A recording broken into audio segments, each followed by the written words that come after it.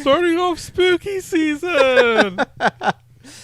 Since this won't release till October because I have all the stuff backlogged because I'm going to be having a baby here in the next day or two. Just want to say real quick, you are the first male that I have met who actually used the term spooky season. It's better than being like one of those people that say spoopy. I could have done that. You know what? I will do that. Nope. I will do that. Oh, God. And you know what I drank on the way from Giant to here before we did that? Before we started this podcast? I will get canceled if I say it. I had a pumpkin cold foam cold brew. From where? Starbucks. Dude, they are so good. You just doubled down on everything I said. Dude, they are so good. I am a pumpkin pumpkin flavored anything. Well, let me back up there.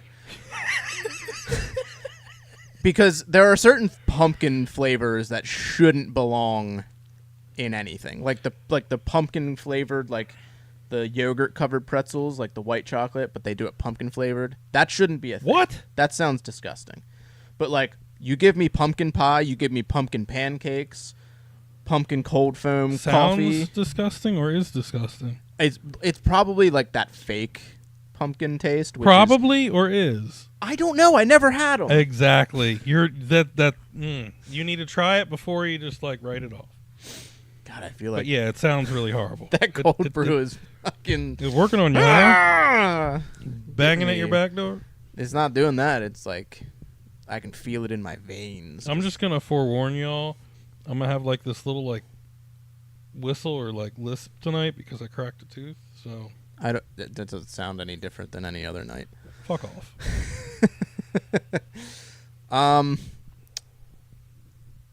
What did I want to say? I wanted to say something. Son of a bitch. Yeah, it's not like it would have made a difference anyway, right?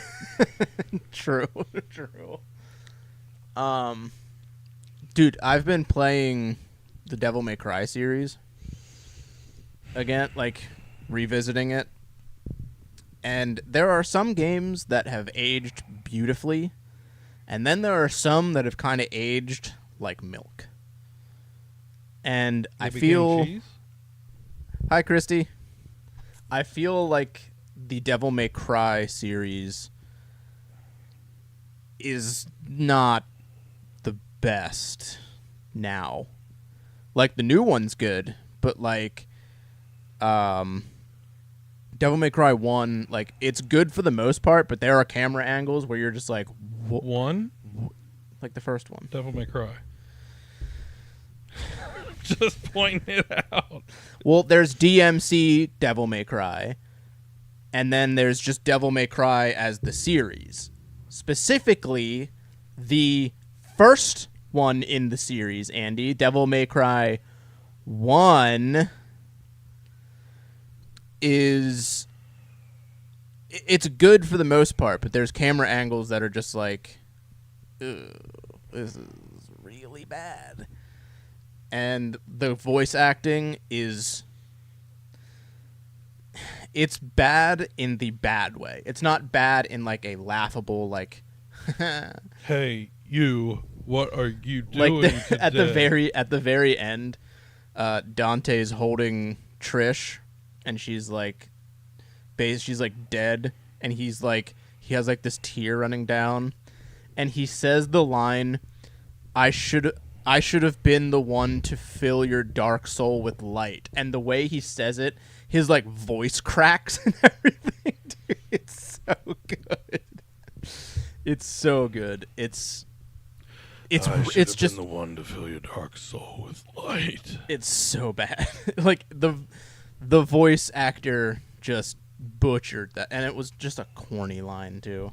I mean, voice acting wasn't really... I guess they did it for, like, cartoons, but, like, interactive stuff, it's just like a cartoon. That game, the voice acting is bad. The game series that we're going to be talking about in a minute, the voice acting is bad, but in the best way. Hey. Oh, it's so great. So we're going to talk about the original Resident Evil games for the PlayStation 1. I hope you're not going to say all that. I am. Oh, God. That's why I have it on there. You're literally just going to read it? It's part of the segment, Andy. Haven't you ever heard of paraphrasing? All right. We have 2 people in here. How many of those 2 people would like to see me at one point just pick a cord from any of this in front of me or attached to my microphone and just ever so slightly put it around and just give it a good Was this in a shared note? No, this was a separate note. Right, exactly. Dude, we need transparency here. I could have paraphrased that for you. I didn't want you to paraphrase it for me. If I wanted you to paraphrase it for me, I would have asked you to paraphrase it for me.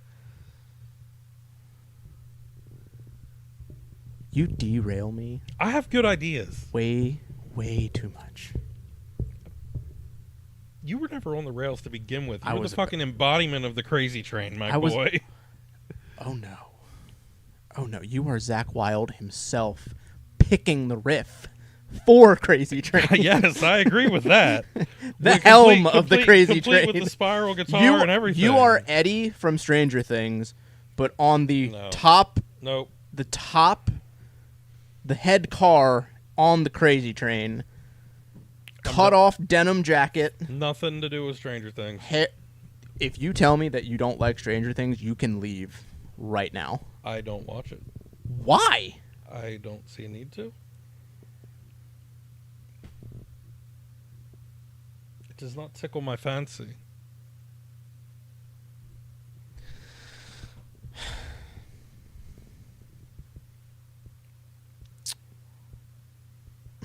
Too busy pondering the threads of reality. When I say that I hate you and I dislike you, I just want you to know that every time you say things like that, it becomes a little more true as time goes on. I mean, we can. Do you enjoy fun? Yes, we can dig into the background on Stranger Things, or we can just kind of leave it where it's at with the understanding that there's a reason that I am the way I am. Because you don't enjoy fun. No, it has nothing to do with that. You don't enjoy enjoyment. You don't like to sit down, take a load off, and just watch a TV series and just be like, this is awesome. I'm not big on TV series because there's always more.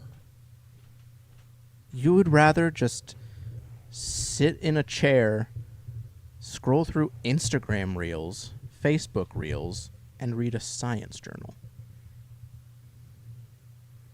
The Reels I usually do when I'm laying in bed at night. But if I'm sitting down, I read science journals, I read books. What's the last book you read? I reread 1984. You are literally an 87-year-old man. I'm gonna come to your house one time. I'm gonna come to your house one time unannounced. Just walk in the door, and the odds of me finding you at a dining room table, counting a coin collection and looking at your World War II memorabilia. Nope.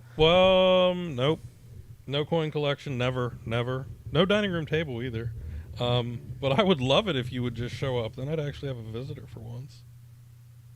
I don't show up to people's houses unannounced. I don't like being that guy. I don't do it unannounced. Even people's houses, I don't even like walking into... I could go to someone's house. They're like, just walk in. I don't care. I've never been that guy. I could be super comfortable around everybody. Will never walk into somebody's house. That's kind of how I was with you for a while. And then eventually I was like, if I sit here and knock, he's never going to show up. Well, you also sit in your car for 7 hours past when you show up to the house. Sometimes. It depends. This is going to be a friend therapy session instead. Because I feel like I need to take you from this little high up area that you're in, and I have to be the guy that sees the rope and starts to drag you back down to... You mean on a balloon? To enjoy Lifeland. So you mean on a balloon, not lifting me into the air on the gallows, right? No, you are Okay. just floating away on your crazy balloon into Crazy Town. I'm good with that. I don't expect you to And do I'm the holding therapist, on to but the rope, just like, I've got to get this guy back to, like, snap back to regular. reality. Yeah. Oh, there goes gravity. Oh. But, like, I'm at the end of that rope because you are about to be the mayor of fucking Crazy Town. That might not be a bad thing. You're going to be president of the crazy. I can't. I wish I had friends that would show up to my house. I wish I owned a suit. Maybe then I could be president. I would not want you president. You would love it. I would not. Dude, you would love it. Mm, Yeah, you would. You know you would, too. no. Because you'd probably be somewhere there with me. That would be nowhere near. I mean, you wouldn't be anywhere near the State Department, but I wouldn't be at any department. we could give you, like, what, Department of Transportation? I think that would work. No. What? You drive that car. That's not what they do. Drive it better. They're responsible for getting, like, goods in and out of the U.S. Yeah, you don't want me doing that. Why? You know everything about cars, except how to fix them. I know everything about the paint on cars. Right. So, okay. All right. Department of the Interior. Greetings from the interior. We'll create. Actually, you know what? We're gonna create your own department. We're gonna do the Department of Electronic Entertainment, and you can make sure that everything is okay. Just gonna have laws in place of like people need to watch X amount of shows per day. No, if you don't, you're gonna be banned to the Shadow Realm. That's gonna be my rules. How do you? Can we use Montana for that? No, we're gonna have a. It's gonna be like a new. Oh, area. we're just gonna dump We're just- all that land we're just- yeah. in the ocean. We're just gonna like we're gonna take like we're gonna create first we have to create it. So we're gonna take like a nuclear reactor and we're gonna power this giant saw blade that's like 77 stories high. And we're just gonna start chopping at the borders of California. Eventually we'll get down far enough that we can just kind of kick it off. Dude, the San Andreas Fault will do that for you. We'll have all these people lined around the outside of California. There's millions of people just collectively around the border, and we're all just going to, like, get to the point they're going to be like, heave! Ho! You mean like when the Amish move a barn? And eventually it's just going to break off, and it's just going to float and drift out, and it's going to lose its name of California, and it's just going to now become the Shadow Realm. I mean, we're going to lose a lot of shit when we do that, because I'm pretty sure it's going to trigger a pretty big earthquake, but We'll deal with that later. yeah. That's what, what's it? FEMA. That's what FEMA's for. Make sure FEMA's there. I don't even know what And that deploy means. the Guard. Federal Emergency Management Agency? See, this is where we're at, Andy. You know too much of this nonsensical stuff that doesn't matter. Enjoy yourself. Enjoy life. You want to build a pumpkin cannon? No. You don't want to shoot pumpkins? No. How about a pumpkin chucker? Catapult? Not We'll particularly. go find a big no. field? No. I'll shoot a pumpkin with guns. Where are we going to do that? I don't know. In the Shadow Realm. No, they don't allow guns there. It's our Shadow Realm. Of course they do. It'll be like Australia was to England. Boy, could you imagine living in California? Yeah. I could not. Have you ever been there? No. And I have no desire to go to Dude, that. no, I'm serious. If you go there, you will change your tune. Absolutely I not. almost promise you. Hell no. I went to L.A. Dude, Uh-uh. it was incredible. I have no desire to ever visit. Do you know what they're trying? Here's how crazy California is. They're trying to make the P word Which one? the bad one. The really The bad five-letter one. one? No. It has an abbreviation. It's a 4-letter abbreviation. PEDO. Oh. That P word. That P word. They're trying to make that a sexual orientation. That's how crazy California is. Where did you read this? Everywhere. I'm gonna take that when I'm gonna do some research. I have a feeling that They're may trying. be far-fetched. They're trying to make it a sexual orientation. That's a bit much even for California. That's right in line with California. Well, I mean, yes and no. I don't think that the reasonable people in California would be like, oh yeah, it's totally okay to accept that as dude. I'm gonna just do a quick Google search. I did it. California.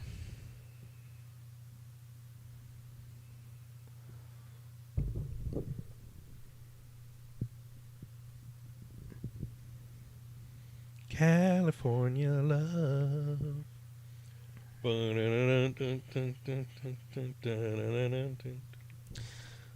Here, like, just based off of this right here, it says California changes law to be inclusive to that community. What's the URL?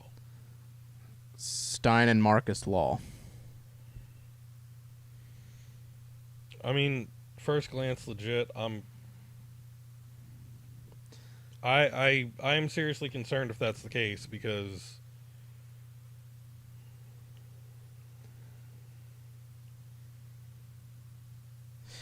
that's not a community.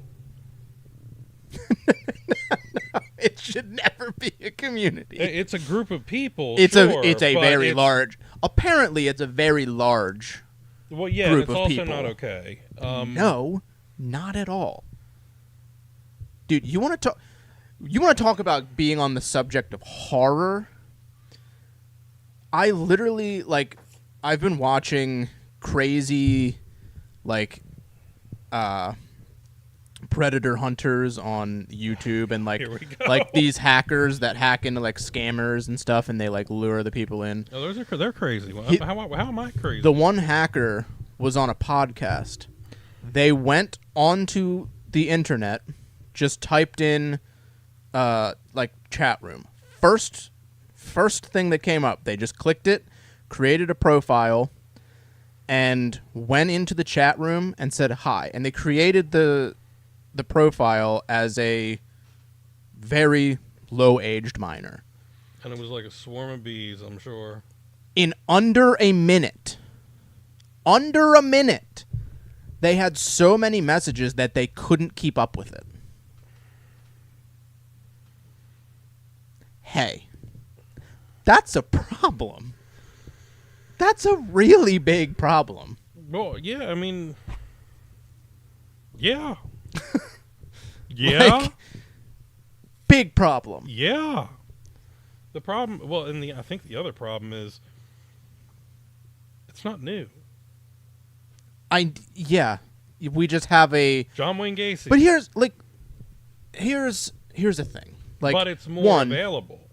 One, when we were young, when we were at the age where we had the internet and we wanted to go on to chat rooms, you wanted to go to Yahoo chat rooms and just see what you could find out there. Pause. Whole chat. ASL. That would be a late night thing that me and a friend would do. We would go on to chat rooms and try and talk to girls, just being a 12, 13, 14-year-old kid. I don't even know how old we were when we did it. That was the thing to do. Just try and You were trying to Mac. Yeah. Yeah. I mean, Yeah. That. So that was the thing to do. But thinking back on it, I don't think there was ever that going on towards us, at least. I mean, we're not No, girls. there were. It wasn't as prevalent. It wasn't as prevalent. But now, good Lord. Yeah. I mean, you unlocked a memory for me that I didn't But realize. here's a thing that, like, are there people literally like seeking out chat rooms anymore? Is that like a cool thing to do nowadays? Well, I mean, there's an 11-year-old upstairs. You can ask her if she thinks it's cool, because as soon as you tell her what it is, she's going to want to do it. Well, I mean, yeah, but like, There you go. There's your novel. all it takes is one kid to like find out what it is, and then they spread it through their school, and then they spread it, like, it all spreads around, and everybody wants to check out what it is. But like, Right. I haven't heard of anybody going into chat. Like, I don't in the collective, Obviously, in the youth program, I don't hear about No, you like, hear about texting. texting or like seeing stuff on like TikTok or And Instagram or Facebook or That may whatever. be the saving grace. And why you were sworn, because, oh, there's a fish! Like the one fish yeah. in the pond. Yeah, it's all these people standing around a lake, and they're just like casting out line, and like, there's no fish in here. And then they finally see the fish, and like, Yeah, and so, I mean, I get that. Again, I'm sure at some point in time it was full of both. See, that kind of stuff, like, if you want to talk about something that I actively worry about, that is like numero uno. Predators? Yeah. Oh, yeah. That's No, dude, that's like- numero uno. That's like really the only thing that I like Hold up. worry about. Do you think I worry about everything that I talk to you about? No. Okay, good. Because I don't worry about most of it. I'm just talking to talk. Like, nuclear war, whatever. AI powered by a nuclear reactor, okay. You're going to do it. Whatever. I'm not going to be around to see that shit. And if I am, odds are I'm probably going to die from it. So, but end result is the same either way. I mean, But, my daughter being abducted and me, like, being like, holy fuck, I have to call an Amber Alert in to see if the state police will do this. I only have a partial tag. I am, like, at a 13 out of 10 in that situation. That is like... I'm way higher than a 13 out of 10. Well, and the only I'm like 1,300 out of 10. Yeah, no, that's like... That is a nightmare. A literal nightmare. Because it's totally real. the thing that goes... Like, this is not what I had on the docket, but here we are. I mean, spooky season. Spooky season and a whole other fun. The thing, like, the whole thing, like, with, like, the scammers and stuff, like, people from India and Nigeria, like, having legit, like... Are they really from there, or are they saying most, they're from there? Most of them are. Because I feel like that's a No, generalization. they're not telling people that they're from there. They're telling people that they work for Microsoft or PayPal or Amazon or whoever. This is Dude. going to land really poorly, but I feel like there's not a whole lot of connectivity in Nigeria. You'd be shocked. Like India, The I get it, the romance scams are crazy in Nigeria. Mhm. Crazy. Those are the main two places that, like, the scammer, like, locales are. Can you Especially please, India. India's wild. Please remit $250 to badboy226 at Dude, paypal.com. Some of the scams that you watch, you're just like, okay, how in the world did that not raise 100,000 red flags? Maybe because I'm, like, privy to it, and I question everything, especially, like, I've gotten multiple PayPal emails that have said, like, your order of this amount has been processed. If this is false or something, please reach out or blah, blah. Phishing. Yes, I've gotten those emails and been like, Man, that doesn't sound like, right. maybe somebody got into my PayPal account. Like, Did you click the link? no, because I'm smart. I go to my PayPal on my phone and I look at the transactions and I say, weird. There's no transaction here that they're saying. Yeah, so what usually So happens, it's fake. What usually happens is the link usually goes to a site. set up to look exactly like it. You type all your credentials in. Yeah. Click your thingy. It says login failed, but what it really did was store your data to a database on the back end, and then they just go and log into your PayPal because you just handed them your credentials. Exactly. Congratulations, dumbass. Yeah. Or like the big thing is they have the phone number to call, and then you call the person, and they're like, oh, so and so, like, go to TeamViewer or what's the other one? Zoom. No, AnyDesk.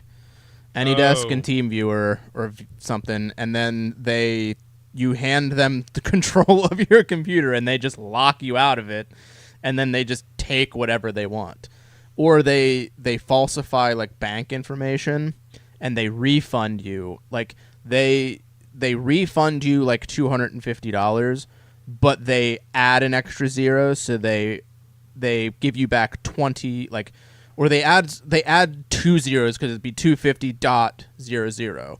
They forget the decimal and put 25,000, and they make it look like you have $25,000 in your bank, and then they tell you to pull out the cash and mail it to them in the most shady way possible. They're like, what you want to do is you want to get a magazine, and you want to tape the bills on the inside of the magazine, and you want to shield it with duct tape and all, like, it's just like, what? Well, yeah, I mean, most of the people that they target are like elderly, because granted, they don't know any better. But dude, the amount that they scam people is insane. If it billions of dollars. If it seems wrong, it's probably wrong. Exactly. But the whole scam, like that whole scamming thing, goes hand in hand with like the predator stuff too, because like deceit. Exactly. Like, have you run into the social internet engineering scam yet? Where like literally somebody actually will call and say they are somebody else, and then like engineer and manipulate this operator or that's the whole customer service rep into like, oh well, I'm sorry, the baby's crying, and we just had a baby, and oh, he's not home right now. Are you sure I can't get in? I'm his wife. Oh, he didn't put me on the account. Well, we just got married like 3 months ago. Dude, if it sounds wrong, it's probably wrong. It's so crazy. Like, dude, I've just, like, that's all I've been watching on YouTube. Like, I'll just, like, sit there and, like, I am just in it. Because it's like the most, for some reason, it's the most entertaining thing for me to watch. Like, because these people, like, that are going after them, like, they're all in this, like, little, like, community. So they all collaborate and stuff. Like, they have this one thing. It's called the People's Call Center. So they have like this whole setup, and the one AnyDesk, that company sponsors it. So they have all of these people come in, and they're all just reaching out to these scammers, and they're baiting them and taking up their time, and then they turn the tables on them. So they'll turn it to where they can put a bug into their computer, and they can just watch what these scammers do. So they can access their webcams, and like they'll send them like an email, or like they went into this one guy. He had an Excel sheet of all the people that he was actively trying to scam.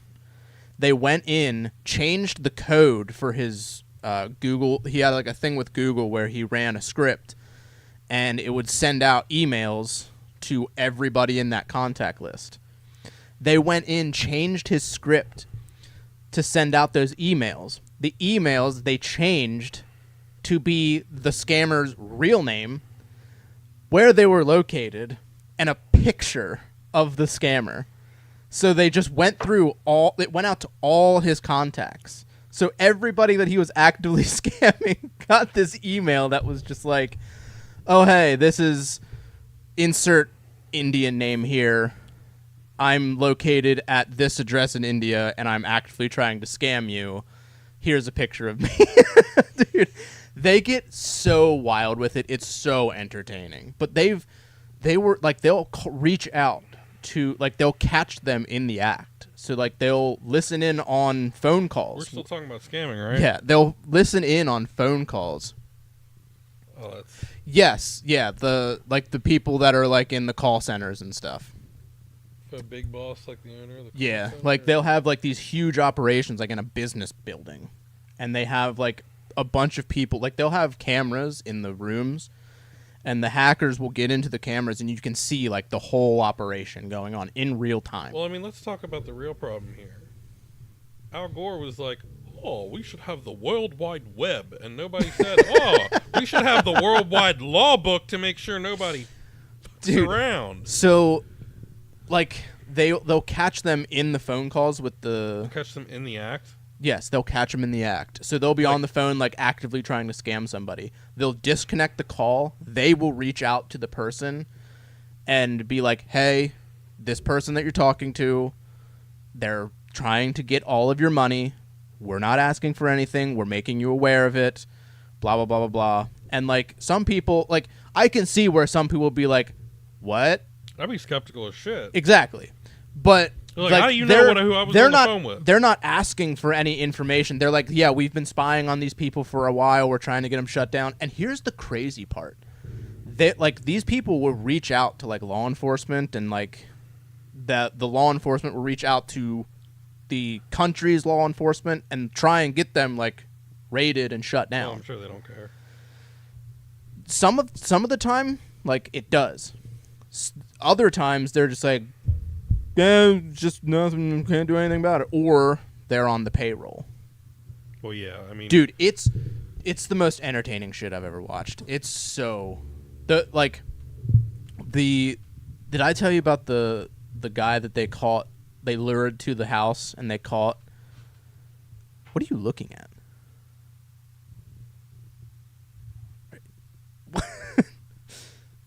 Hello? That's a book. What? That says novelization from Ballantine Books. Yeah, they made books, yeah. Had no idea. Yeah, my Anyway. mom used to read them to me. That explains a lot. He's pointing to my Star Wars posters, by the way. That's a problem here. I mean, like, anybody can be on the take. I mean, yeah. And if they are, they're not gonna want to. Problem. They're not gonna want to help you with jack shit. Sorry, Jack. The one guy they did like a Halloween sting operation. So they were all dressed in costumes. And the two main guys were dressed as Mario and Luigi.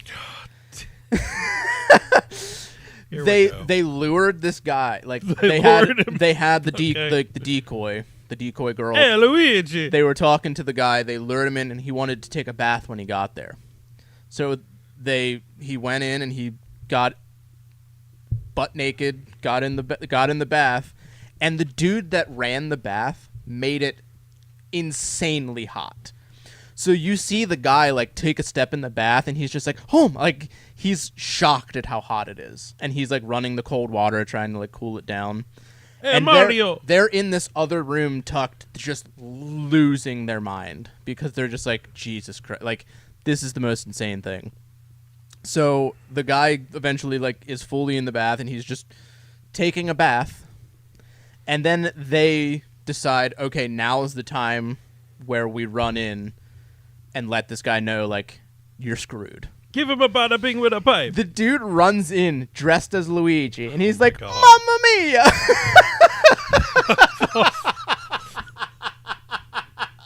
Dude. It's so, and like, these dudes are like, in my humble opinion, they're doing the Lord's work. I'm like, yeah, because they work with law enforcement. So literally, they have the people there, and they're willing to do whatever it takes to get this dude arrested. So I mean, like that's cool and all, but it's alarming at how loose the laws are. Well, it's disgusting how loose the laws are. Yeah, that's kind of what I've been saying. Because there are things that are like super, super, super, like very, very Dude, you could give them and all the evidence in the world of the disgusting things that these people are saying, and proof that they knew what they were coming into, what they were walking into, what they were trying to actively do, and some police officers just like, First Amendment. But that, like, bro, just make it so it's like, hey, guy, you're getting locked up forever. Yeah. Please make it so where they're locked up forever. I can't say enough about how we don't do enough to protect children. I mean, 100% agree. we just don't. Like, It's baffling. to me. and not just like, so I don't really think yeah, we don't. It's baffling to me. Like, nobody does. And I don't know that it's necessarily because we don't care, because I think most people do care about their children. But I think that there are a lot of people out there that just don't realize how There are people that things are are. completely ignorant to the fact that all of this stuff is going on right now in the world, and they're Well, just yeah. like, And you "It's don't not it's not that bad." you don't even have to really be ignorant to not know at this point, because there's so much going on. Yeah. Like, The problem is the news cycle, like not the news cycle per se, but like for the lack of a news cycle. it's how quickly like the headlines flip. Sure. It's Well, just like this big thing happened, and everyone's like, and that's all you see. well, and do you And then think, the next big thing that happens a day later, everyone just forgets about what just happened, and it's like, hey, what are we doing here? Like, did you not don't you remember what happened yesterday? And they're like, well, that's old news. well, and a lot of stuff where it's like, like we'll use X for example. X allows 13-year-olds to sign up. Does it really? Yeah, the terms of service are 13 and up. That's And this came up last night. a problem. They just started to allow adult content. Well, they did, and then they took it away. Did they take it away again? Well, they allowed it on the site when it was still Twitter. And then I guess when it became X down the line, they were like, no, we don't. Because I heard that X brought We it don't- back. Well, now they brought it back, I think. Okay, so- like they had it, they took it away, and then they brought it back, It's going to be there either way. I Unless mean- you do a really, really good Yeah. job of policing it. which is definitely not Almost gonna impossible. happen. Yeah. But most people say, oh, X is a huge company. I'm sure they have that handled. That's one social media platform that I never like had any interest in, really. Like, the benefit of that is like it is easier to like have conversation with like like celebrity figures. I guess. Like, it's more accessible, I guess, because it's what most of them use. I don't really know the science behind that, but It's just quick format media. Yeah, first time I heard it, somebody looked at me. I was like, "What are you doing?" They're like, "I'm tweeting," and I'm like, "Excuse me." It was like, "What?" Is it called Xing now? Or are you still tweeting? I don't even know. But the point is, like, people know these big companies. They're like common household names. So it's like, oh, they have filtering. Okay. Well, the filtering doesn't do all it's supposed to do in most cases. So here's another thing. Like, back to the like scammer and predator like stuff is like they often use that. There's like a app. It's like alternate texting. It's called WhatsApp. They use that, but there's another one. Telegram. Where, like, I guess it's super easy for people to just delete the history and then it's just gone. Like, there's no way to recover. Like, Well, yeah, you blow away the app and you blow away. well, so like The when they capture like the scammers use these people in America, they're called cash mules.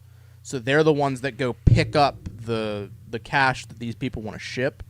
They pick up the box of cash, they get a percent, and then they send it to the scammer, but whatever. Why does it not surprise me that there's an American involved in this somewhere Well, most of them are foreign. doing nothing but, like, Yes. courier service. Yes. So a lot of them are like foreign people that are doing the cash mule running. So they usually use That's a derogatory term. Telegram. And then when they get caught, they go to the Telegram conversation, and it's all gone because the person on the other end, the scammer, like the call center, sees that, oh, this guy didn't answer my calls and he's spent way too long before he responded. Zap it. And then there's no recovering it. I'll bet they store the conversation on the server. Maybe. I don't know. So that way anybody can delete the whole thing at any point. That's probably probably the advantage of it. It's like having a burner. Yeah. Basically, it's like having like a burner phone. Basically. I mean, there are apps that allow you to have a burner. Like you can even get a burner number. Like, but here's the thing that I don't understand. Why does that need to be a thing? What? Why do these apps need to exist? Like Snapchat, alternate messaging. Snapchat. It's the most common messaging app for high schoolers right now. Oh yeah, We all know what it was made for. That's a big problem. We all know what it was made for. Yeah. Wait, so these scammers are literally modern day mafia, still running cash and shit. Yo, don't drop the term mafia like that. That's degrading. To an extent, the mafia still exists in New York. To an extent, like they're not like York. they're not like crazy big violent. I mean, some of them are, but like some of them are just like trying to actively scam people, and if they don't succeed, they just move on to the next. Say hello to my little friend. But like what they do, like look up refund scams. Like that's their like most popular one, where they pretend to be Amazon, PayPal. They show a fake charge in your account, and you call them about the charge. They take over your computer. They make a fraudulent bank thing for your bank to show that you were charged, and then they have you type in the refund, and they refund you much more than the original, and then they say to send cash back to them, and they make it a whole thing. Oh, I know they still exist here in PA. I've heard so many stories of illegal gambling machines all over Maryland. Oh, that's I mean that's not the mafia though. That's like we are also just kind of throwing poker machines in there. It's like we are in PA. So oh, he knows that. Oh, is that a person that you know? Oh yeah. Oh, very well. Yeah, I know Jack very well. No, I don't. Well, you want to meet him? I mean, I'm not just like, yeah, definitely. You just did. I don't need to meet Is your Jack. furnace on? No. It feels warm in here. I wish. Once. But yeah, dude, like, why some of this stuff exists, I would love to know. Because it makes money. That's the biggest root of all the problems. One of them, yeah. That's the biggest one. It's the biggest one. It's the biggest one. What's bigger than that? I really don't want to say that on here. Power? No. What's more powerful than money?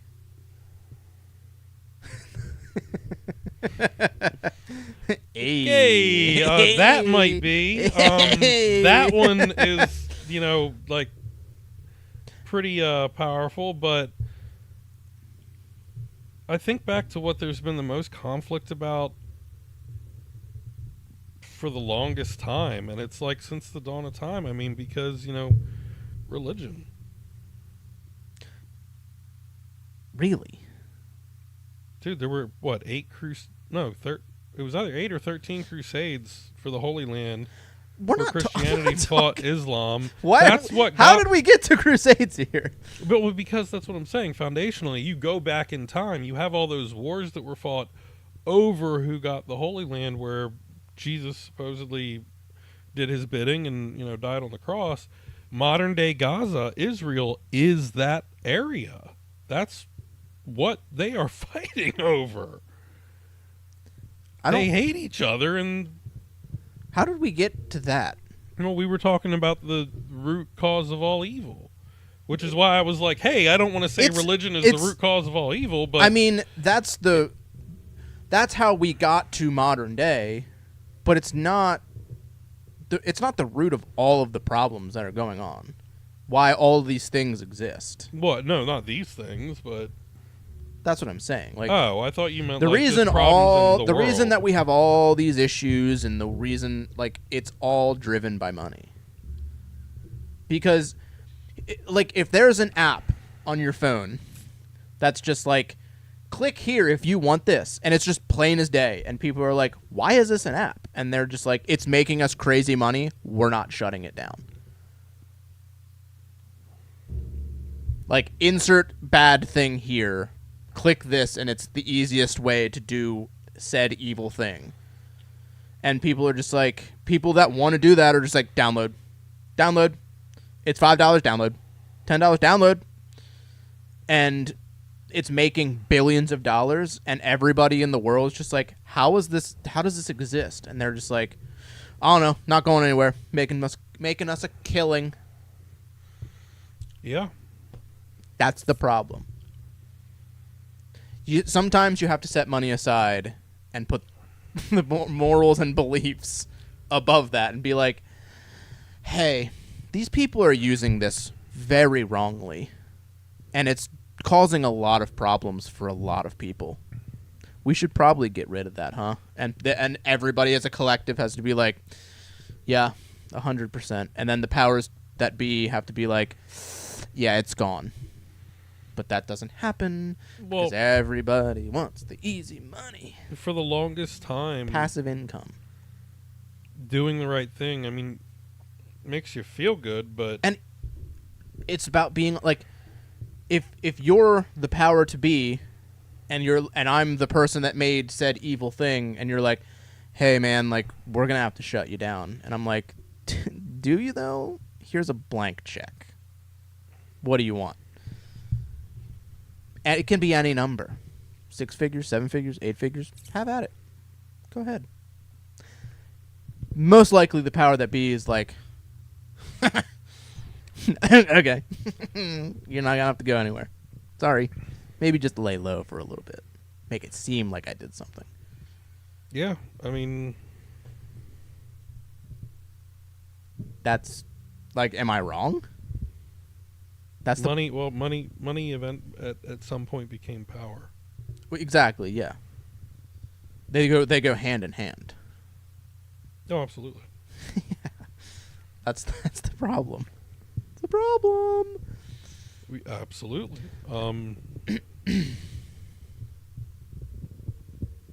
Money has been around for literally ever. Imagine if they just said, you don't need money anymore. They just wrote it off and was just like, money doesn't exist anymore. I think that's socialism. Not necessarily the best idea.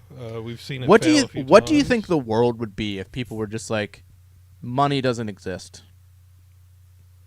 They would find some other way to articulate trade. Because you have to feel fulfilled. It's like, I'm not going to just give you a PlayStation 4, you give me a PS1. What if you just gave me a PlayStation 4? Well, I mean, I would totally do that, but that's not how humans work. But what if it was? It would be a lovely fucking world. Where we all just look out for each other. You know how you had that conversation with me earlier and I was calling you a crazy person? Right. Because you were just like, English isn't real. Think about it. Think about that. No, you're absolutely right. If everybody in the world just decided, we no longer need this for anything. We're just going to make stuff, and we're just going to have it. I think the issue Imagine how that would be. The issue there is getting what you need to make the stuff, because at that point you're not giving, you're asking. Like, think of it in terms of buying something. So if you're asking for something. Well, yeah. And they're saying, oh, I need $5 for that. Exactly. But if money doesn't exist... And then you can just take it? And people are like, Yeah, I want a computer. I mean, you'd have to have a lot of self-control in people to not be like, oh, I want all the computers so I can have them all to myself and dole them out as I see fit. Because that's power. Yes. But that there's no incentive to have all the computers. Sure there is. You're popular. What is a bunch of computers going to do for you? Bring a bunch of people to your door. What do you need a bunch of people? What if those people can just go get computers? There's not a never-ending supply of computers, but But there can be. I mean, if there could be, that would be great. Somebody would find a way to mess it up. It's an interesting thought of just being like, what if that were just a thing? No, I mean, I often Like think what would the world be if we were just like gone? Like the driving force of everybody.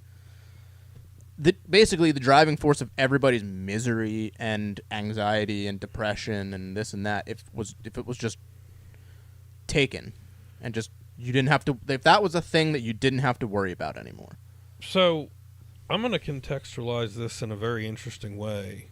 I think that a world without money would be a great thing, but at the same time, I think it could be a horrible thing. I mean, there has to be mass chaos with that. Well, when you think about money, it goes back to the concept of barter, where it's like, okay, I have 3 chickens and you have a cow. I will give you my 3 chickens if you give me your cow. Yeah. Okay, we bartered, we traded, we got what we needed. What if I have 3 chickens and you have a cow and you don't fucking need chicken, but I need a cow? You could go to somebody else that's willing to give up a cow. Maybe. But with money, that suddenly made everything. I mean, abstract. I guess it could turn into like, oh, you don't want to give me a cow? Then I'm gonna fucking take it, bitch. Right. Or with money, I can sell my 3 chickens, get, we'll say $10. Yeah. And then turn around and offer you $10 for your cow, and it's kind of like the universal bartering. It's almost like that abstract, like, gray area between each of this. Because, like, I work in technology. I guarantee you I ain't bartering for shit. Yeah. Like, nobody's going to be like, hey, I need a website. hey, I need somebody to come run this What? What are you giving me? 3 cows? Like, okay. Yeah. We worship them. I mean, at that point, everybody could just sit in their basement and be like, I can just figure this out now because I don't have to work. I can just figure out everything that I've ever wanted to know because I have all the time in the world. So money served a purpose. 100% it serves a purpose, but it's gotten to a point where it's out of control and it now controls the entire world. Yeah, when it became unbalanced. I mean, all men are created equal, but every single one of you is going to earn a different wage. Yeah. I mean, let's really talk about how communist communism is. I'm not a communist, and I think Marxist agenda is, like, just mind-blowing, but capitalism, I think, motivates people, but at the same token, it's inherently unfair. Boy, we have really gone off the rails. I mean, yeah. Yeah, we're like, woo! You really steered that crazy train way off the tracks. Dude, we can tangent all day. We can tangent all day. I can take you. All right, we're gonna get into the actual subject matter here. Shining, shimmering, splendid. So I can't sing worth a shit. I want to talk about my favorite franchise of all time. Oh, he's gonna read it now. Can I at least read some of it? Yeah. Okay. We can swap back and forth. Not that way. It's my favorite franchise of all time. It has been for pretty much my entire life. It's just one that I can go back to. I have infinite things from the franchise. You should have told me this before I left the house. I would have brought one of those and just like popped it up and like, hello. Scattered through my whole game room here. It's Resident Evil. It's, I think, probably what really brought mainstream horror into games. I would argue that it made it popular. Doom. I mean, yes, but like that's not real. I wouldn't really consider Doom like a horror game. I don't find Doom to be like a horror game. Can you say the name again? Yes, I understand that, but I feel like Resident Evil really was the one that like popularized it, changed the game, and just really brought it home. Like really brought like that classic horror movie vibe to the mainstream. Yeah, I could have. Well, Silent Hill. So there's always that battle of like, you have the Resident Evil people and you have the Silent Hill people. Like it's kind of like if you think one is the biggest, but like I look at those two franchises as doing something completely different. Like Resident Evil brought the horror genre, like the classic horror genre, like like when you watch a classic horror movie, like those feelings that you get like that little bit of unease, you get that little bit on the edge of your seat where you're just like, uh-oh, I know what's going to happen. And then you have like a jump scare and you jump and you're just like, oh my gosh. Like it's like the classic style of horror versus Silent Hill is more of like that horror that makes you think. It's the one that like really plays mind games. It gets you in your thoughts and you're just like, whoa, man. Like, cause it's like Silent Hill is all about like hallucinations and being in like an alternate reality kind of thing. I mean, I thought Silent Hill was all about psychotropic mushrooms. So like I think Resident Evil drove like the classic horror genre versus, you know, Silent Hill that steered like the psychological horror genre. Because the deeper in the Silent Hill games that you get, the more like psychological it does get. Like Silent Hill 4 is, I haven't played it in a while, so I could be completely wrong here, but like when I played Silent Hill 4, it was probably like one of my favorite stories because it really was like, it really like played games with like your thoughts, because there's like a hole in like your room and it leads you to like the other realm basically. Sounds and like then Alice in Wonderland. you do like the stuff and then you come back through and then like stuff changes. Was there a Mad Hatter? Like stuff changes. Like you look through like a little like peephole or whatever and you can see like in the next room and you can see like a setup where there's like a bunny. Oh, so like you're a creep. Like a stuffed bunny. So you're a creep. I don't know why that's there, but like you can see it and it changes, like it moves and it gets like creepier like the further that you get into the game. What game was that for iOS? The Room? Did you ever play that? Mm-mm. Dude, do it. It's, I'll have to look at like because like that is one of my favorite like genres when you're looking at games, is like that horror genre. So it's definitely The Room. Resident Evil like really brought that into the mainstream, especially like I think it came out too at like the perfect time. Like if something like this would have come out in like the NES, Super NES era, like I know stuff like that like existed, but it didn't have that like grabbing. You couldn't like, articulate it the way they did. Exactly. Like with the 3D on the PS1 and like the way that you could like see the gore and the graphics and stuff, like it hit hard enough to where you were like, I've never seen something like this before. Like immersion is important. Exactly. Here. Yeah. Immersion is definitely. Could you just imagine if this launched in VR? Dude, like have you ever played Resident Evil in VR? Yes, I almost pissed myself. Yeah. Because she like comes out. Dude, it's wild. But like, if this launched, if the first taste the world ever got was virtual reality, that would be insane. So I just want to like go over the original trilogy for the PS1 and just kind of like revisit them a little bit. So I have like basically like the summary of what the game is. So we'll start with the first one. Basically. Shut up, Andy. So the first one released in 1996. It was on the PlayStation 1.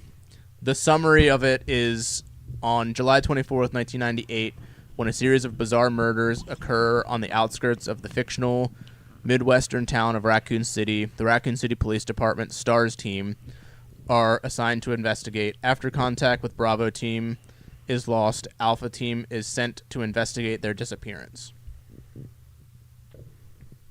What? Doesn't Bravo come after Alpha? Well, they had two teams at the same location, but they lost contact with Bravo team, so Alpha team was... So what was Alpha Team doing before that? I don't know, man. Hey, let's go play golf. So, this is the most, one of the classic games that you can play that at the time was, groundbreaking. Looking back on it, it has that charm because it's so corny. Stars team? It is, special tactical and special tech. Why can I not? Special Tactics and Rescue Service. Yes. It's right there in the third one. Oh, yeah, right there, yeah. Yeah, I mean, you couldn't just use, the universal SWAT, Special Weapons and Tactics? Well, you have to, yeah, you could, but it wouldn't have that, you have to have, something that identifies. Right, it wouldn't be that corny-ass shit. Well, no, you have to have it. You have to give it an identity. Stars. What's so wrong with stars? They're the stars. It's so cliche. No, it's fantastic. Bravo team is lost. We must find them. Where's Charlie team? So, anyway, if you have somebody that looks back on this that wasn't born in this time period and they go to play it, they're gonna be like, what is this? But it has such a charm to it, the live action intro, where they have them walk, they're at the helicopter crash, they're walking around, and it's B movie style, camera angles, and then one person lifts up the gun and it's attached to a hand, and they're like, ah! And it's the still shot of them and then they're just hey, over here. And then they get into all the stuff, and the cheesy lines of people that were not actors at all. Raccoon City.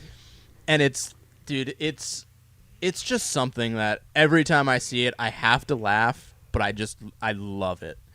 It's so good. And then I don't know, there's multiple versions that you can play, but I think I don't know if it's in just the director's cut or if it's in the DualShock version as well.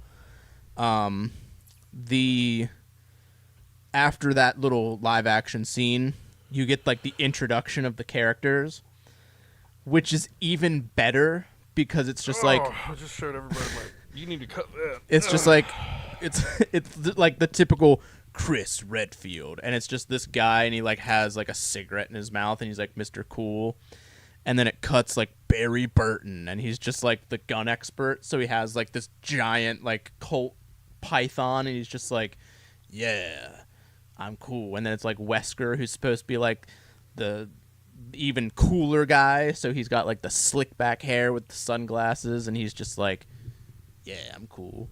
It's the cheesiest shit ever, but it is just so good. And then right when you're in the first part of the game, where it opens up and you're in the mansion and someone's missing, depending on the scenario you choose.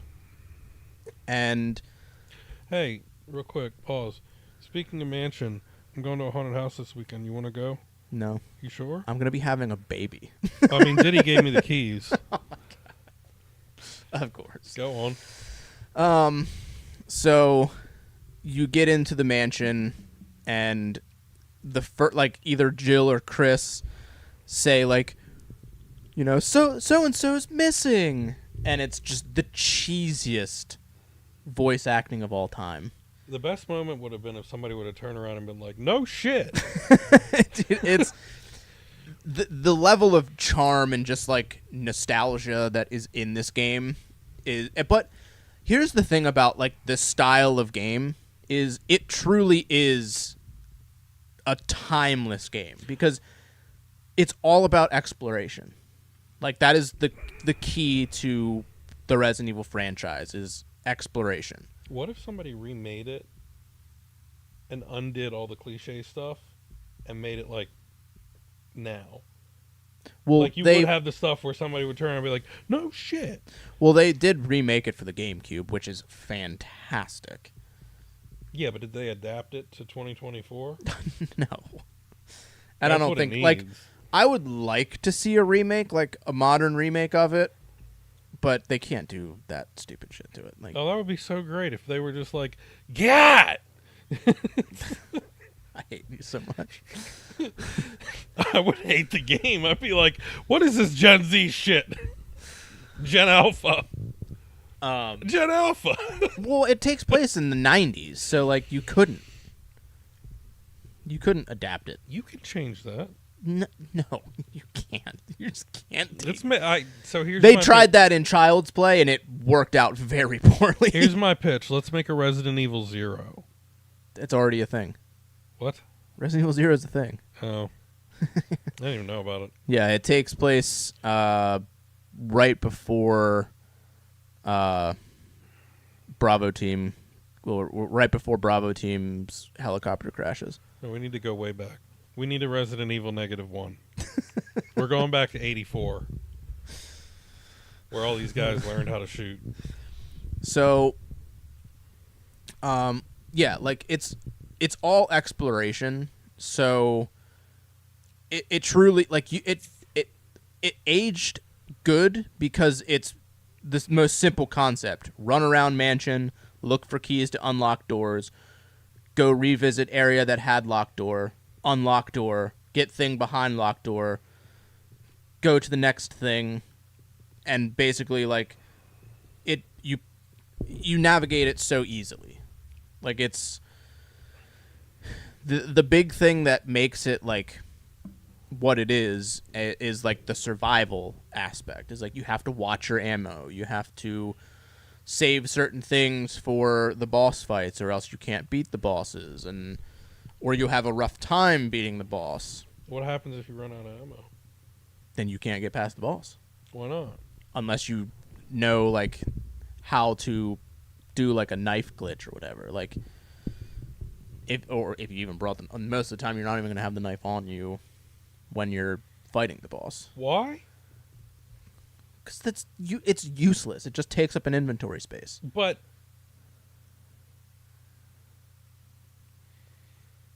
I'm so glad that my pockets aren't measured in little squares. But you that can carry 16 things. That adds to the survival aspect. Is you have to have the right things at the right time and this and that. Like it's going back to it. It does prove to be like, God, like I hate this, but I love it, but I hate it. I mean, that's realistic right there, because that's like one of the foundational pieces of survival. Always carry a knife. I mean, you can carry a knife through the game, but always carry. Do you ever go anywhere without your knife? All the time.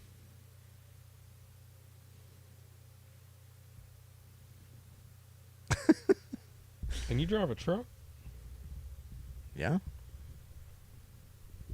2024 don't make them like they used to. Usually I have something a little more powerful than a knife. Good luck cutting with that.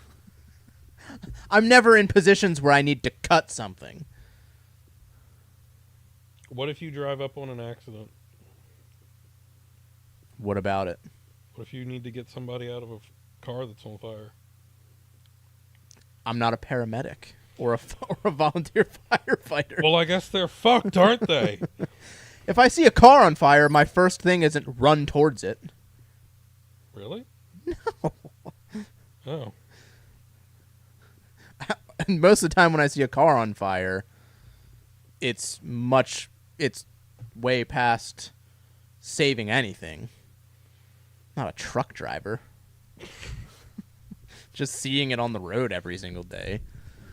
No, that's literally the only reason I actually carry a knife everywhere. So if I ever needed to cut a seatbelt, I could. That is the most Andy answer that I've ever received.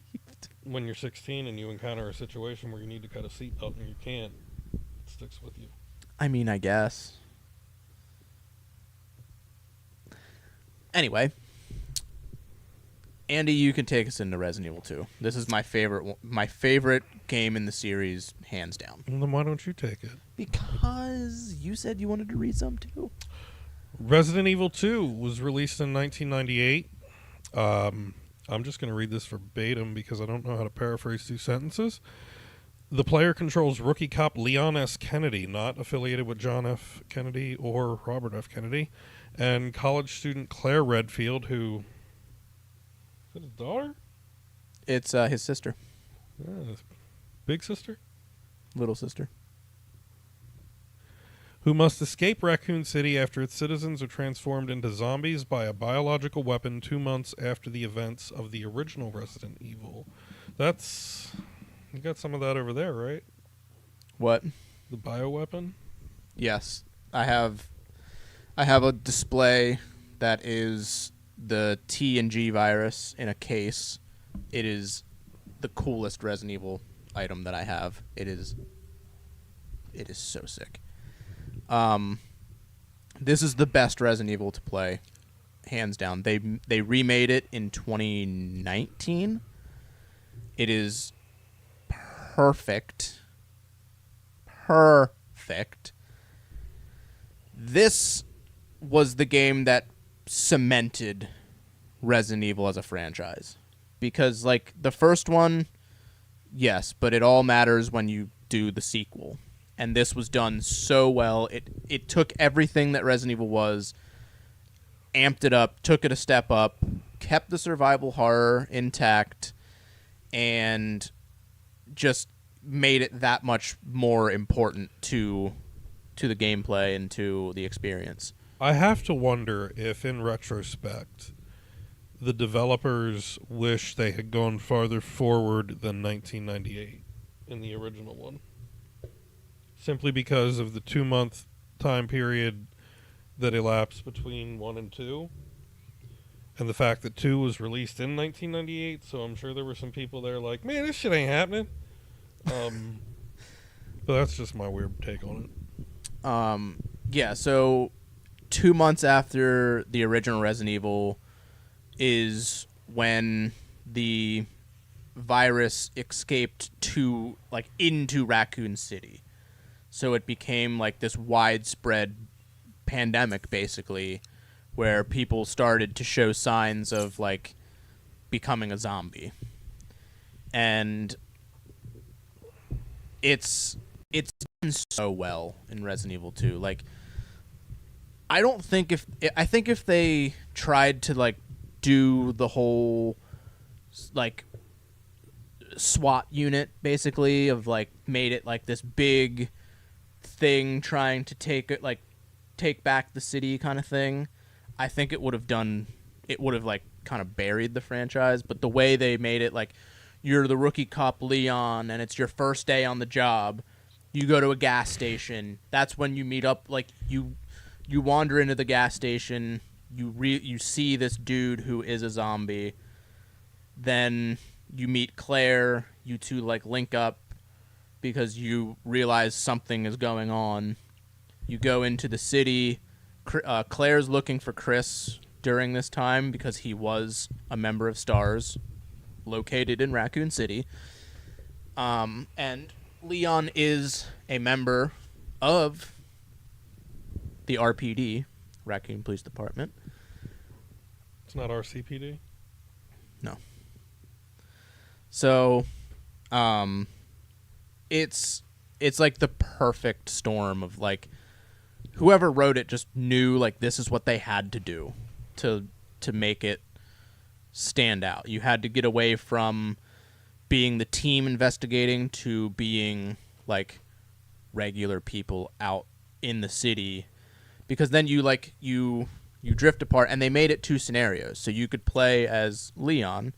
You played through his scenario of like going through the RPD, discovering Umbrella's laboratory, discovering all of that stuff and the corruption that was going on there.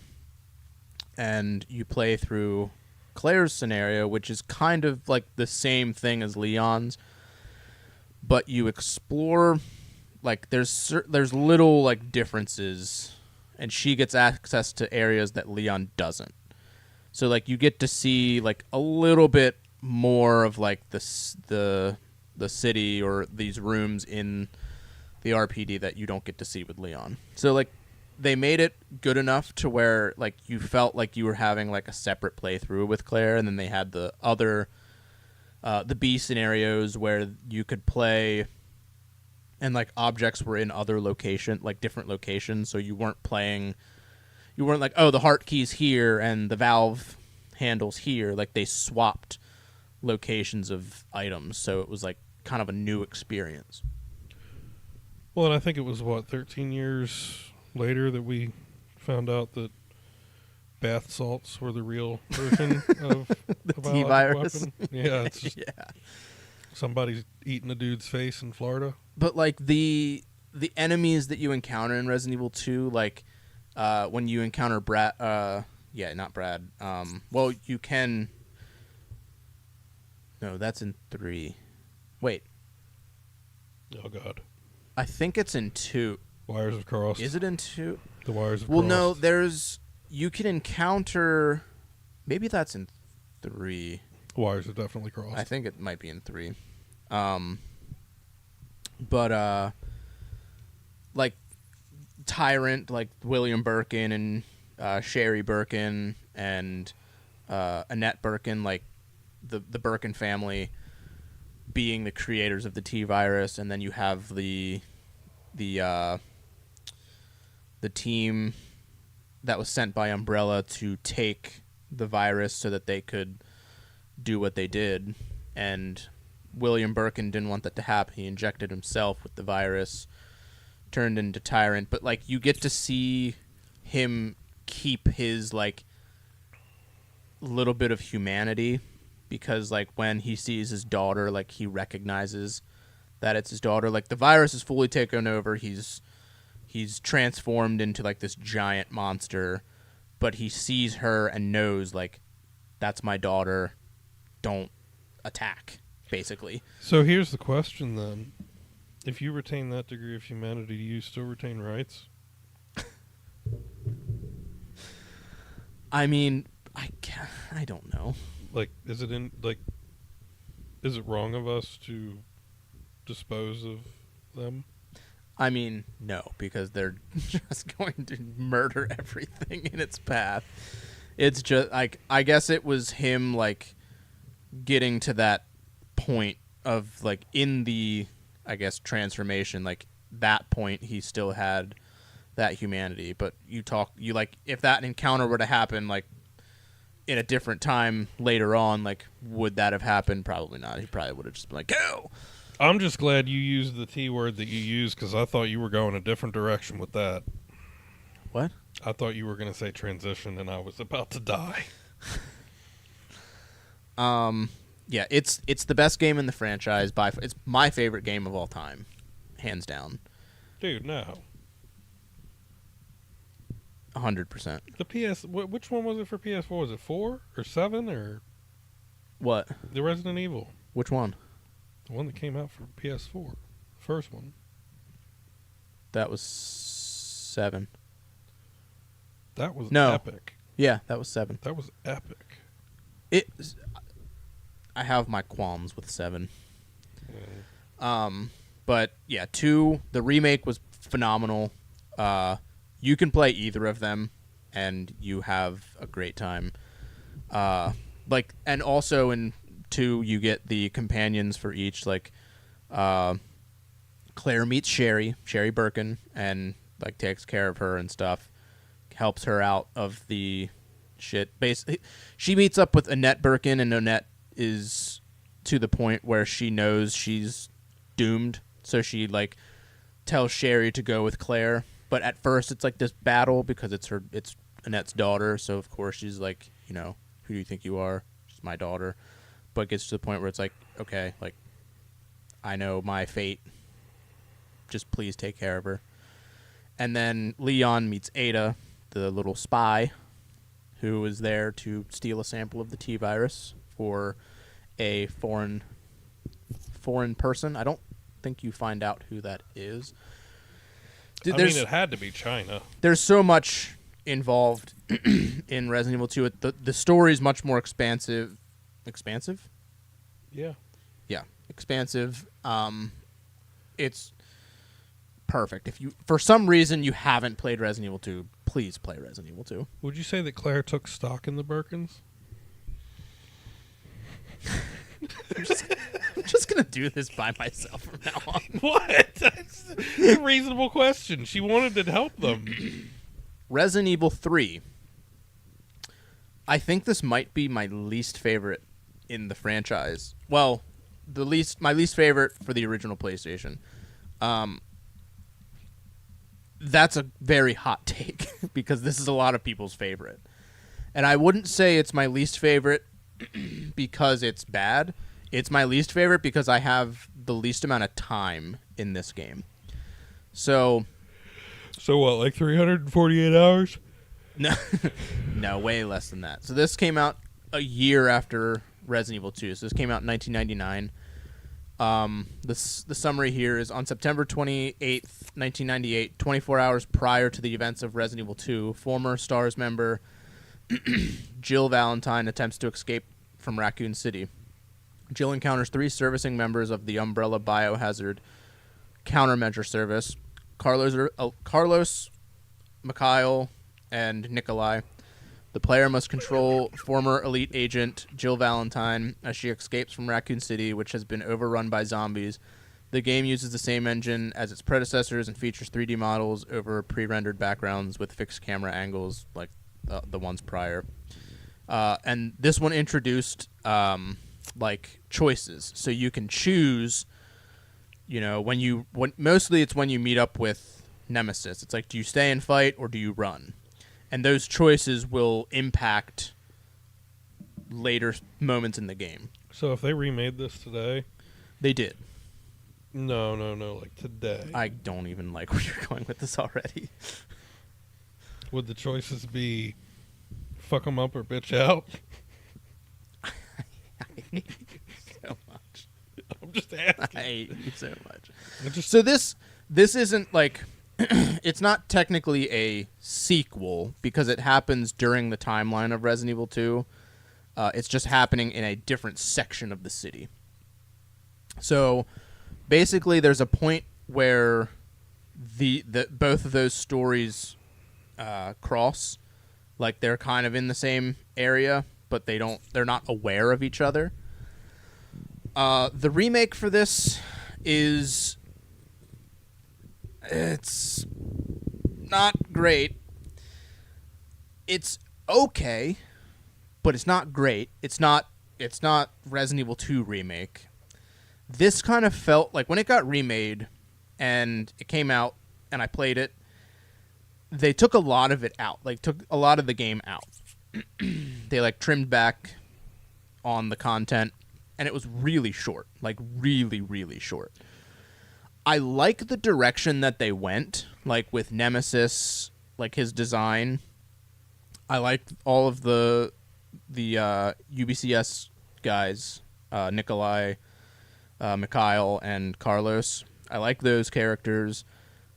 I like the fights with Nemesis. I like everything that they did, but it was much too short. Like they needed to keep in some of like the stuff that happened. But then, like, going back to Resident Evil 3, like, some of those moments that they cut, like, feel like filler in this game. So I think that what they should have done was like rewrote them in the story to make them like make more sense and like expand on it a bit. But all they did was just remove. They didn't add, which is when you're remaking a game, not what you want to be doing. You want to expand. You want it to become what it was, but bigger. And like it just felt empty. Go ahead. I feel like that's the biggest problem with that remake was like at the time when I played it, I was like, this is great, like this is sick.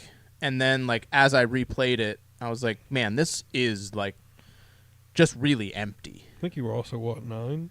Well, I'm talking about the remake at that point. Oh. Like the remake was like really empty. Like revisiting Resident Evil 3 now, like it's a Resident Evil game. It's good. It's more of the same. Exploration is everything. Survival. This one though, it was definitely less survival horror and more like action, like more action based. So with this one, you started with a assault rifle. So like, and then like you had a reload tool, so you could make ammo for guns. You would find gunpowder and you could make ammo for guns, and different combinations would make different stuff. So like you could make grenade rounds, you can make handgun rounds, you can make shotgun rounds. Like you could make different things with different combinations. Uh-huh. So it had like a more expansive thing in that regard. But Nemesis, one of the most iconic enemies in any franchise, period.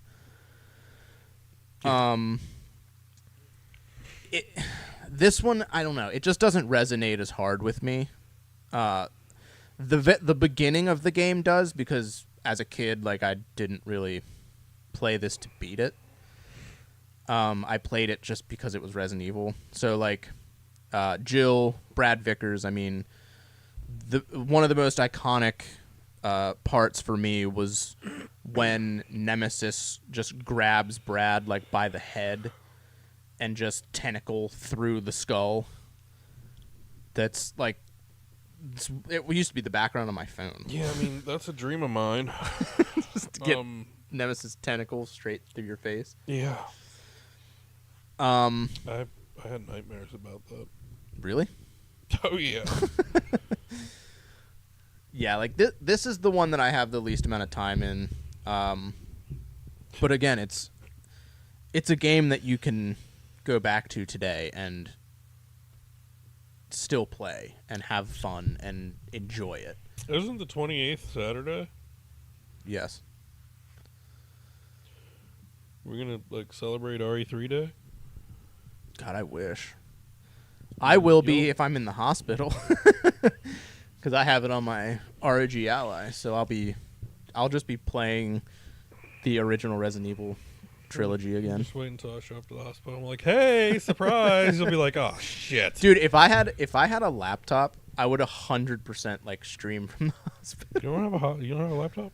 Not one that's capable of doing that. Oh yeah. Do I have any extra laptops? I'll have to look. But yeah, I would love to stream like playing the original trilogy again. I would love to do that. Oh, I thought you were going to stream the birth. But I am about to have a baby. So you're showing. Gonna be I'm not as pretty much far, as I am. Pretty far along. Yeah, the original Resident Evil trilogy, it's a classic for a reason. Play them, especially during this time of year. It's the best time to play them. And the remakes as well. If you don't have access to an old PlayStation, you can play them on the GOG store. If you have a PC, they have a trilogy. I think it's like $20 for all three of them. You can play Director's Cut on PlayStation Plus, but they don't have the other two. So if you want to play the original trilogy, I think you have to buy it on GOG and or have a original PlayStation. And they're not crazy expensive. They're like, for all three of them, it's probably like $150 maybe, like $50 a piece, give or take. Actually, yeah, about that. What are you looking at now? I just realized I'm looking at the Resident Evil soundtrack on vinyl. Yeah, 1, 2, and 3. I caught that. Yep, I have 7 also. The things you learn, like... I think I have 4 as well, but... That's not the original Empire poster, is it? I don't think so, no. I think that's an alternate. I think so, yeah. Yeah, we need to get you the original one. Anyway, back to Raccoon City and Umbrella Corporation. Yeah, I'm immersed here. How you wind up with this shit, I'll never know. Yeah, like I had somebody in a game collecting group. He does like the bead art, so he made me Chris, Jill, Claire, and Leon in bead art in like 8-bit. You see them right there? 1, 2, 3, 4. That's not the part that I'm curious about. So I have those, and I'll edit them in here to They're show pretty off. epic. They're sweet, dude. He chose the frames and the background color, so it's the umbrella colors. And dude, he does really sick like art. He did a bunch for a bunch of people in the group. I have the medals from Resident Evil 2 when you do the fountain. You have the 3 medals that you input to open the fountain. Oh dear Lord. I have the keys. Okay. So the diamond key, the heart key, the club key, the spade key. I have those. I have the G&T virus case. I have a import collector's edition of the remake for PS3. It comes with the blueprints for the mansion, which I want to get framed. It's sick, but I want like a cool like wooden frame for them. So I think that would be really sick. I have the snow globe for Resident Evil 5 that came. I have the 3 soundtracks. I have 2 Nintendo Powers and a Game Informer that have Resident Evil on the cover. I have collector's editions for the 2, 3, 4 remake, Village. I've got the Funko Pops back here. I've got all of them on the physical copies of all of them. There's a few $1,000s sitting here in Resident Evil stuff. I used to have the chainsaw controller, but I did sell that off. The fucking what? They have 2 chainsaw controllers, one for the GameCube, one for the PS2. They were for Resident Evil 4, because of the chainsaw Ganado. There was a controller that you could play, but it was like a chainsaw. Much smaller chainsaw, but it was built like a chainsaw, so you could play it. And it was like, it had like blood splatter on it. It was sick. Was it steel? No, it was like plastic. But no, like the brand. Was it orange like a steel? STIA. The PlayStation 2 one was orange. The GameCube one was yellow. I had the GameCube one. It was sealed. Who the hell makes a yellow chainsaw? It was sick. I mean, it would be what? It would be DeWalt. I don't think DeWalt makes chainsaws. Well, they're yellow, right? Yeah, but I don't think DeWalt has to make chainsaws. They make power tools. Anyway, back to the Resident Evil stuff. The mouse pad, the big mouse pad there, is from the Resident Evil deck building game. Dear God. I have one of the sets for the Resident Evil deck building game. I have Resident Evil 2, the board game. Is that for when you're bored of the game? It was a promotional item, I think.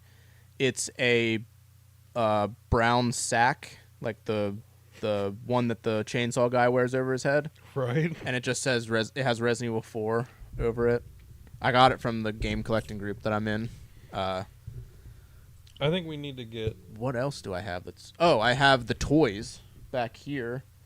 The original Resident Evil toy. I have the Tyrant, and then I have Ada, Leon, or no, Ada, Claire, and Sherry with Tyrant. And then I have a Krauser from Resident Evil 4, like the figure. I have all the things to go along. I have Mr. X. I have 2 Resident Evil 5 toys, Chris and the Executioner. I think that's it. I'll put everything in the video. I'll edit it. I'll take pictures and edit it all in. But yeah, I'm not lying. It is my favorite franchise of all time. I absolutely love it. It is it is just, the lore behind it is just so well done. Like, they have strayed at times. They haven't made some really good games at points. But there's a lot of bad Resident Evil games. But I will still play them, and I will still have a soft spot for them. For a second there, I thought you were getting choked up. No. You're full of shit. Why would I get choked up about Resident Evil? I mean, some you just showed us all $3,000 worth of shit in your basement. Some of my favorite memories, though, as a kid, are playing Resident Evil with my childhood friend that I no longer speak to because reasons. But that was key moments when I was a kid. Like, we'd be outside playing Resident Evil, pretending we were in Resident Evil. We'd when we sat in my room to play games, we were playing Resident Evil, mainly Resident Evil 2, because that was just the one that was just so perfect. We played a little bit of Resident Evil 3, but Leon, Leon, get out of there! Yeah, it's my favorite franchise of all time, hands down. But yeah, play the original trilogy, and the original 3 that were on the PS1 at least. I'm going to start a franchise called Evil Resident. So let's talk about something that's not so great. The Resident Evil movies. Yo. Really? You're going to go that way with it? Dude, so Mia Jovovich and Michelle Rodriguez, and you're going to go that way with it? So the first three were decent. They should have stopped after those. They really should have. But unfortunately, they didn't. And they just ran it so far into the ground that it's some say it's still down there trying to get itself out again. Well, yeah, I mean, it's about zombies.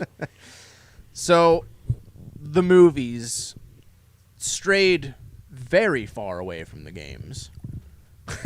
Very, very far. They use the same names in some cases, but that was about it. That was about it. So the first one, I'll read here the synopsis here. Based on the popular video game, Mila Jovovich and Michelle Rodriguez star as the leaders of a commando team who must break into the Hive. I don't think they were commando. A vast underground genetics laboratory operated by the powerful Umbrella Corporation. There, a deadly virus has been unleashed, killing the lab's personnel and resurrecting them as the evil undead. The team has just 3 hours to shut down the lab's supercomputer and close the facility before the virus threatens to overrun the Earth. So, the first one was actually decent. So they didn't have, the characters you all know and love right off the bat. They didn't have...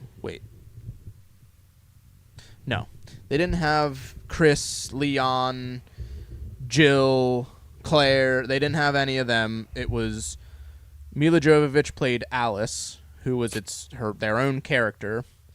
And they, the way it started was really weird, 'cause she woke up in that, mansion, and she, had no recollection of who she was, where she was, nothing. I was concerned. And it got, they kept the, I wouldn't really say horror, because it's not a horror movie. It's more action. It's more action for sure, but they kept like the survival horror-ish, The like Apocalyptica. kind like the impending doom sort of. Good There's band. that word again. Good band. They kept that like kind of in like that Resident Evil-esque feel to it. They didn't get like super crazy. The Hive was kind of cool. I kind of liked, when they went into the Hive and they had that laser room. That was sick. That was in the first one, right? Yeah. Mm-hmm. That was sick. The Hive, like, it made sense, like, Umbrella being, like, this big evil corporation. It made sense to have, like, this crazy, like, technology with, like, this whatever. Like, it made sense. But, boy, it was not great. I think they strayed too... Like, they tried to make it its own, but they strayed way too far from, like, what made Resident Evil.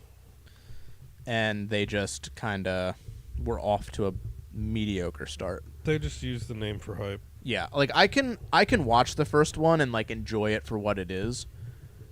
But once you get past, I think it's the third, you're just like, what is going on here?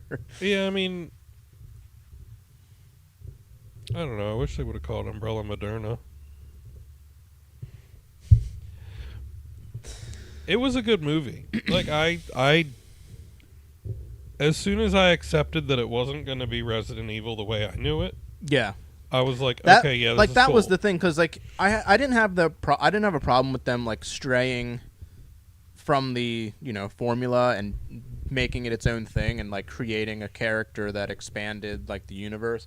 But I think that's the problem, is like they didn't make it canon. Yeah. Like it's not canon with the series. So Well, like if they would have made it to be canon with like go hand in hand with the games, but they just expanded it into its own thing, then I think they would have had a little bit more success and it would have been like way better. Yeah. Well, and like I mean, they took some liberties with the story too, where it's like, how does a supercomputer relate to a virus? Yeah. But like that's the thing though, like with Umbrella being Umbrella, like it's not far-fetched for them to have like that kind of technology. You mean Moderna? Yeah.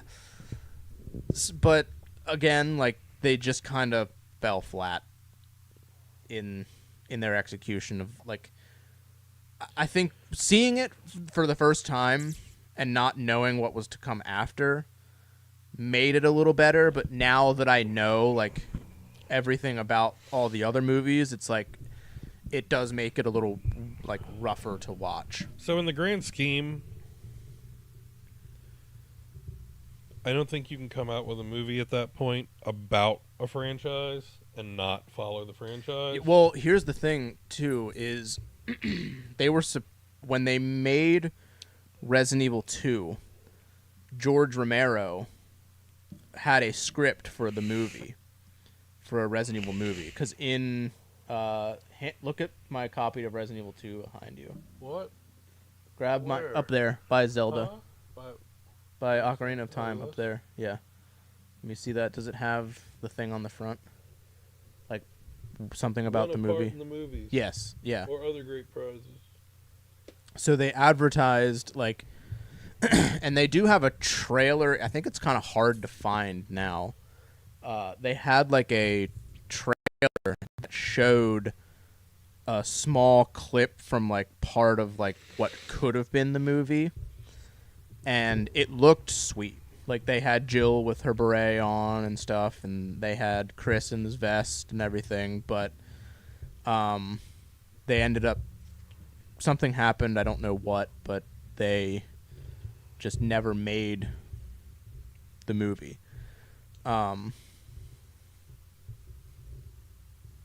Yes. What other great game did Capcom make? They made a bunch. Mega Man? Yeah, they made Mega Man. They've made All the Disney stuff? Dino Crisis, Parasite Eve. I think. Wait, is Parasite Eve Capcom? What's their most recent release? Monster Hunter. That's like their big franchise now is Monster Hunter.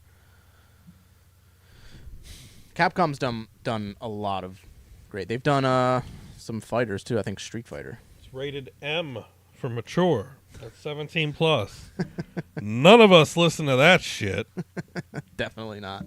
But it's getting to be. I see it now, and I think like in today's world, it's much more relevant, but it's not applied. Yeah, like, there's shit that should be rated like the ratings like A for 21 plus. The rating system sometimes just doesn't make sense to me, but that's beside the point. Well, books that are 9 to 12. I mean. So yeah, they were supposed to make his script is out there. Like you can read his script, and there's a whole channel and group of people dedicated to like. They got all the voice actors together. They're called Residents of Evil.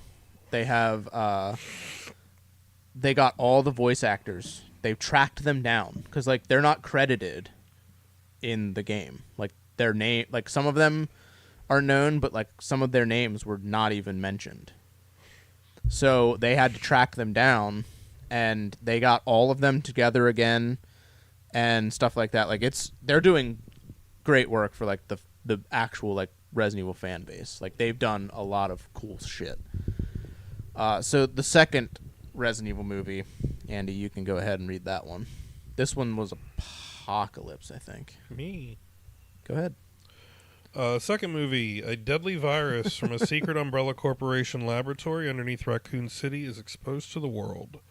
Umbrella seals off the city to contain the virus, creating a ghost town where everyone trapped inside turns into a mutant zombie. Alice, portrayed by Mia Jovovich, the survivor from Umbrella's secret lab, meets former Umbrella security officer Jill Valentine, shocker, portrayed by Sienna Guillory, and mercenary Carlos Oliveira, portrayed by Oded Fair. Together, they search for a scientist, Jared Harris, who might be able to help. Or might not. I wonder. So... Did he wear glasses? Who? The scientist in the movie? Yeah. Yes. Did he have tape?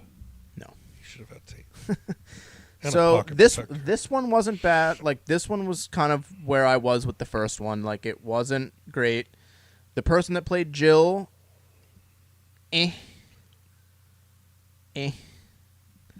like I didn't really like this one. This one was okay. I think if I'm remembering correctly, was this the one where Nemesis was introduced? Because the end of the first one was when that guy got taken. Her I think it was her boyfriend, or no, It was who she thought was her boyfriend or something. That he got taken and got put into, got hooked up to the machines and was injected with the Nemesis virus. And then in this one, it starts with her waking up in that room, hooked up to the machines, and she's pulling all the stuff out, and she leaves out of the hospital, or maybe it's not a hospital. She walks out, and she has the shot. Or no, that's the ending of the first one, because she has the shotgun, and and then it pans out to like the Raccoon City, and it's all like dilapidated and stuff. This one, it was okay. I liked you got to see like your first character of like who like when they're like, oh, my name's Jill, and you're just like, oh, really? So it was kind of cool, but at the same time you're just like, eh. And then Carlos, I actually think Carlos, the character that played Carlos, was pretty spot on. If I'm remembering correct, it's been a while since I've seen these. But the guy that is turns into Nemesis looked terrible in this movie.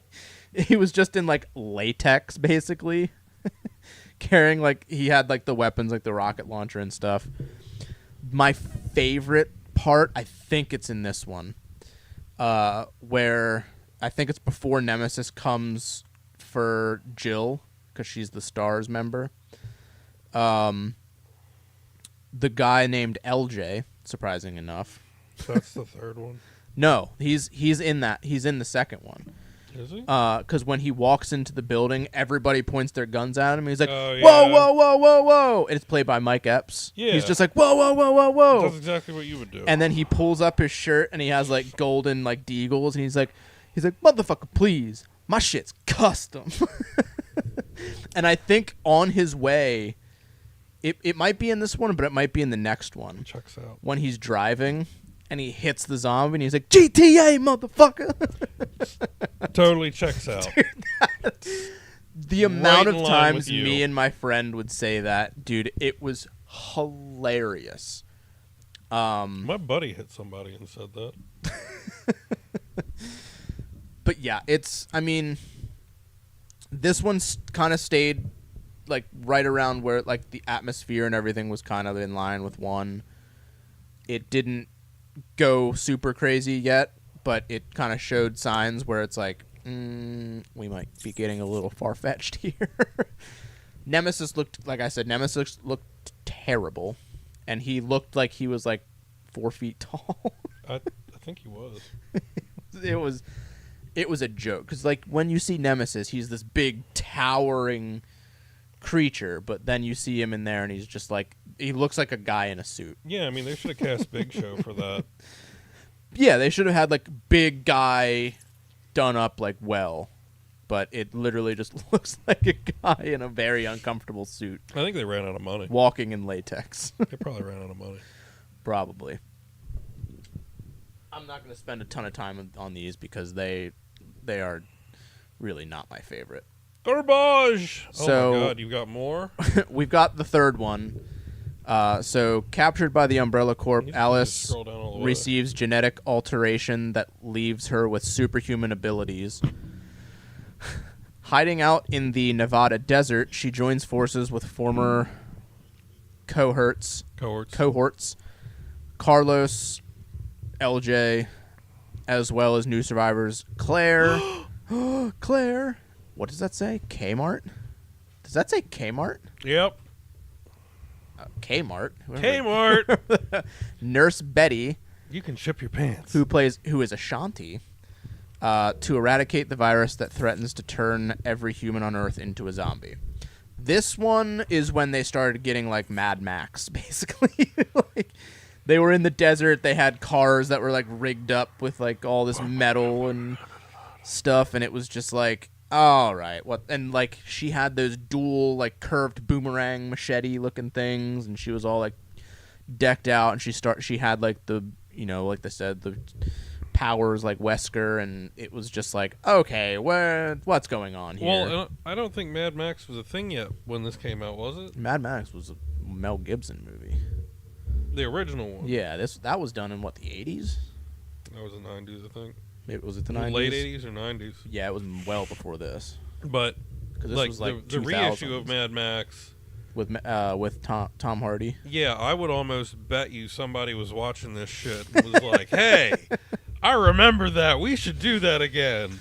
Yeah. This one they started to stray pretty far. The person that played Claire, I give the nod. Allie Larder. She played a pretty decent Claire from my memory. Yeah, this one was just. I mean, I think Mila or Alice drove a motorcycle in this one. I think. No, that's the next one. I think. I don't know, but this made that girl's career. Oh well, she was in The Fifth Element. She became known for the Resident Evil Well, stuff. here's the thing: is Mila is married to the guy that directed these movies, Paul Anderson. So then, like, you definitely don't need to watch these movies, especially the further down we get, because they are bad. So the fourth one, in a world overrun with the Walking Dead, Alice continues her battle against Umbrella, rounding up survivors along the way. Joined by an old friend, Alice and her group set out for a rumored safe haven in Los Angeles. Instead of sanctuary, they find the city overrun with zombies and a trap about to be sprung. This one, I think, is when they find Chris and Leon, I want to say.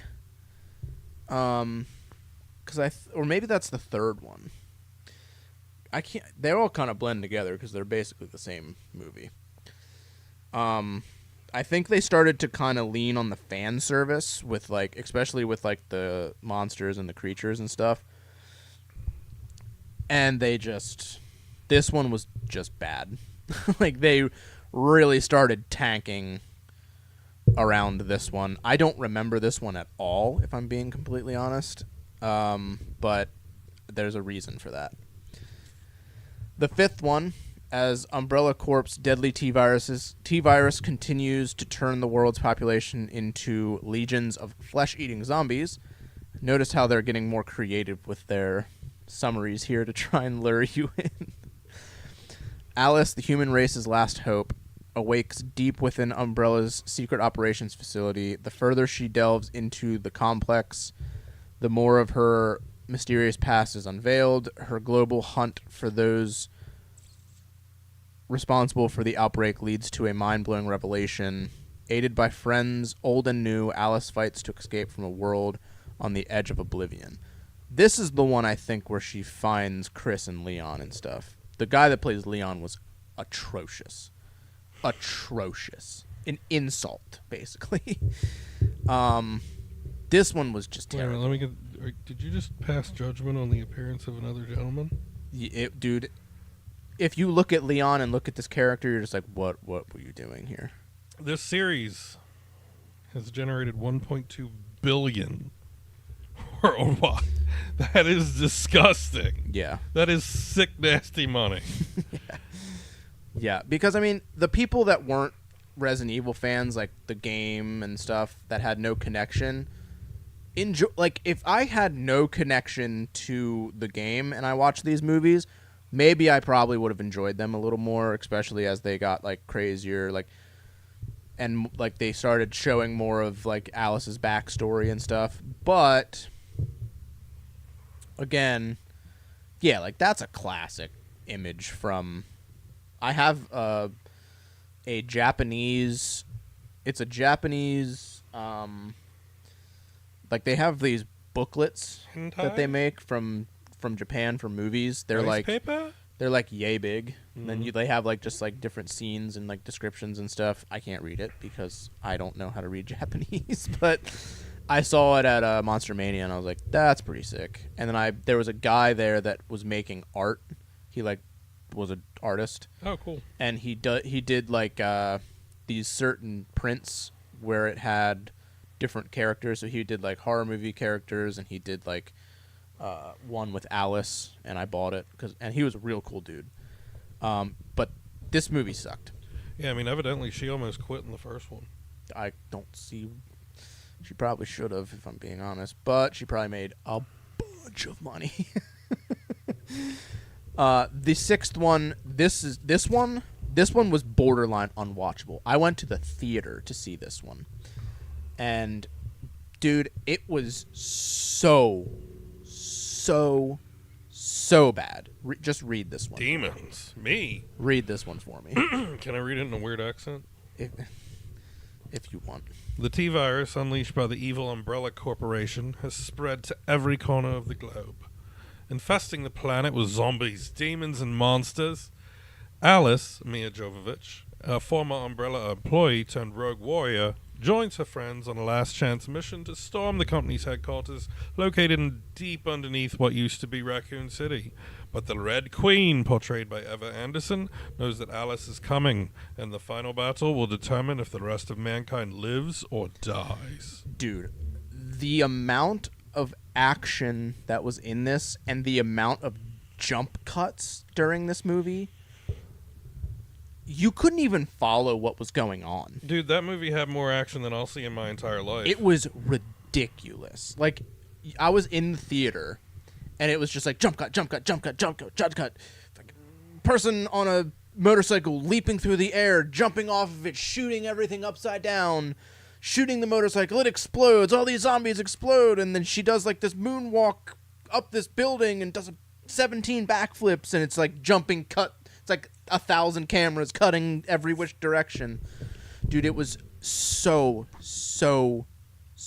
bad. Like every one of these movies as they went on, I was just like, okay, like this is I want to watch it because I want to see if it's getting better, and each one I was like more disappointed. This one where I was like, I saw the preview and I was like, yo, this one has like all the fan service. Do we still have We still have it. Like, I'm in. Hell yeah. And when I saw it, I was like, boy, this was a mistake. Yeah, I mean, it was a bit much. It was so bad. So bad. Do I have this? You yanked a cord. I didn't mean to yank it. Well, be more conscious, Andy. You don't have to watch these movies. You really don't. Do yourself. I think you should watch at least one of them. Just pick one and. Yeah, you don't have to watch them in order. But don't I had watch more than one. If I had to recommend one, I would say the first one. Definitely don't watch the last one. For the love of all things holy, don't watch the last one. But no, God. This may not be the best idea, my friend. I had it perfectly fine, and it's been there for like a month and a half. It's because of that. Look at the power cable. Yes. Are we still connected? Yes, we are. We're still connected? Yep. This is going right here. Right there. Right the fuck there. And it better stay there. Yes. Okay. It's not stay gonna there. Well, what? However, if there's one Resident Evil movie that I could recommend, I would watch Welcome to Raccoon City. Now, I would recommend it because it's the most true to the game franchise. There's a lot of fan service in that movie that I like. It's not a great movie, but it does enough to where I'm like, I can live with this. I'm not happy about it, but I can live with it. I'm going to make him put it on tomorrow morning at the dentist. What? Wait, hold on. You can watch movies at the dentist? Yeah, dude. Really? They have Netflix. Get out of here. Yeah, it's right there on the chair. You're lying to me. No, I'm not. You're lying to me. No, I'm not. Are you? You're lying to me. I'm not. What dentist? I don't do that. What dentist do you go to? Aesthetic Dental Arts up on Susquehanna Trail. What in the world, dude? I'll be the first one to tell you. I don't even remember his name. Well, yeah, because you're too busy watching a movie. But every time I'm in there, like, he's great. He's awesome. Last time I went in there, it was like, numb me up once, twice. Bro. It was like, oh, you still feel? Okay, 3. I'm like, whoa. I'm not going to feel my face there is for a year. Nothing more. I hate nothing more than when they jabbed me. Oh, God. I hate needles. Ugh. I hate needles. I can get tattooed all day long. Have at That's it. different. I don't care. That's different. But ooh. Dude, that like it's like that long. It's like that long, and it's like right in your guy's like little pinch. It's like, motherfucker, I know this ain't a little pinch. It's much more than a little pinch. Pinch my ass. So, Andy, and then he does pinch my ass, and it gets weird. I had one more thing that I wanted to do that I think would kind of be fun. It does pinch, but did you catch the part where he pinches my ass and it gets weird? Like I'm seeking help here. I pass out in the seat and I wake up and things hurt and I don't know where I am. The dentist, he is cool. He doesn't do any of that stuff. Do you have 10 more minutes where I can read this thing? What are we reading? I have a creepypasta that I want to read. Oh shit. What are we supposed to do with this? Like, am I sitting here while you read it? Yeah. Do you want me to like portray it? I mean, you can react to it. So what is a creepypasta? So a creepypasta is like, so somebody posts it to like a blog. So it's like it's a story. So somebody posts it to a blog. What the fuck does this have to do with pasta? I don't know why it's called a creepypasta. I really don't know where that name came from. It doesn't make any sense to me. But it's what it's called. You got 10 minutes. So it says estimated read time 9 minutes. So I could probably read it a little In faster like 12. But so I think this would be kind of fun because these, like, when you look at these things, like, it's actually, like, they're pretty entertaining. Yeah, story time. Where's my blankie? So November 6, 2015. What? Oh boy, I'm not really sure how to properly start these types of stories, but I'm going to try to get to the point as fast as possible. See, I'm kind of on a timer here. I'm currently writing this on one of the computers in the library at my college. As I type, I feel like I'm being watched from the shadows. I know it sounds crazy, but I need to get the story out somehow. Nobody here will believe anything I say. I'm falling behind on all of my schoolwork to the point where I might be put on academic probation. I also got fired from my part-time job because I was scaring the customers. Winner. Anyways, Scaring the customers? What the hell? Anyways, I want to at least do something so I can tell myself this was all worth it. Even still, it might not even matter in the end. Oh, creepy. Last year, I met a guy named Jack Driscoll. He was a pretty chill dude for the most part, and we actually became pretty good friends. My name is Ethan, by the way. Well, funny that there's an Ethan in Resident Evil, so this guy, I didn't read this at all, so this is my first time reading it too. My name is Ethan, by the way, and I'm currently finishing up my senior year in college. Well, trying to finish up my senior year. Anyways, as I was saying, Jack and I started to become good friends after we found out we were pretty much into all the same stuff. We both liked the same types of video games, the same movie genres, and even had the same taste in clothes. I had other friends, sure, but nobody that was interested in the same things I was. Sadly, this all changed last winter. Jack started hanging out with a girl from one of our classes named Elisa. It wasn't long before he asked her out, and the two became an item. Who says an item? I do. Really? That's a terrible way to say a couple. Not so bad. At first, I was happy for him. He never had the best luck with the ladies, so it was nice to see him with somebody who genuinely liked him. We would all hang out from time to time, and she came off as a really nice girl. Hell, I even found myself getting a little jealous. Uh-oh, a scorn lover? About a month into their relationship, I noticed things started to change. Jack would stop hanging out with his friends and spend more time with Elisa. At first, I figured this was normal. A lot of people still want to spend more time with their significant other, and there really isn't anything wrong with that. I'd still see him, and we'd play video games online together after class, so I didn't think too much of it. Then, things started to get weird. One morning, the two of us were waiting in line at the cafeteria. The food at our school wasn't the best, but it was fine for what it was. We got there a little late, so the line was already pretty long, but nothing we weren't used to. Guess we should have got here earlier, huh? I laughed. Jack didn't say anything. Hey, buddy, you still asleep? I joked as I nudged his shoulder. Shut up, he murmured. I was taken aback by his response, since he sounded genuinely angry. I'm only joking, I explained. Did you not get enough sleep last night, or what? Yeah, he was too busy with Elisa. Maybe. This line is too fucking long. I need to get out of here. Some of the other students started staring at us now. Jack realized this and turned around. You got a problem? He yelled at one of the girls behind us. The girl froze and grabbed her friend's hand. Dude, what the hell? Calm down, I yelled back. I had no idea why he was acting like this. It wasn't like him at all. Jack didn't say a word. Instead, he just turned towards the door and ran out of the building. After that incident, I didn't talk to him. I didn't try to get his attention in class for a while, but it was no use.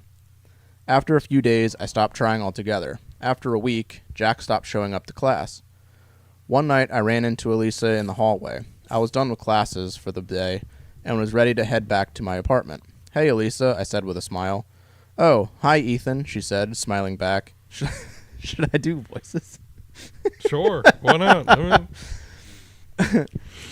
For some reason, her smile sent a chill down my spine. Oh, boy. Why did she seem so happy when her boyfriend was clearly not doing well? Mm-hmm. I adjusted my backpack before I spoke again. That's all you adjusted? So what's up with Jack? Is he okay? Elisa looked up, almost like she was thinking of the answer to a math problem. She turned back to me and answered cheerfully, "He's perfectly fine." Oh, God, there's Pop. Okay. "He's perfectly fine," she said with a grin. "He's actually better than ever." Something tells me Jack isn't better than ever. "Oh, okay," I said, clearly unconvinced. "Well, in that case, could you tell him that?" "Better than ever," she interrupted. This startled me. I wasn't sure why, but something about his girl suddenly felt sinister. She walked away, leaving me standing there in my confusion. I snapped out of the weird trance I was in. This is stupid, I thought to myself. I'll just try calling him again. I had called him before, but stopped trying when I was convinced he wouldn't pick up.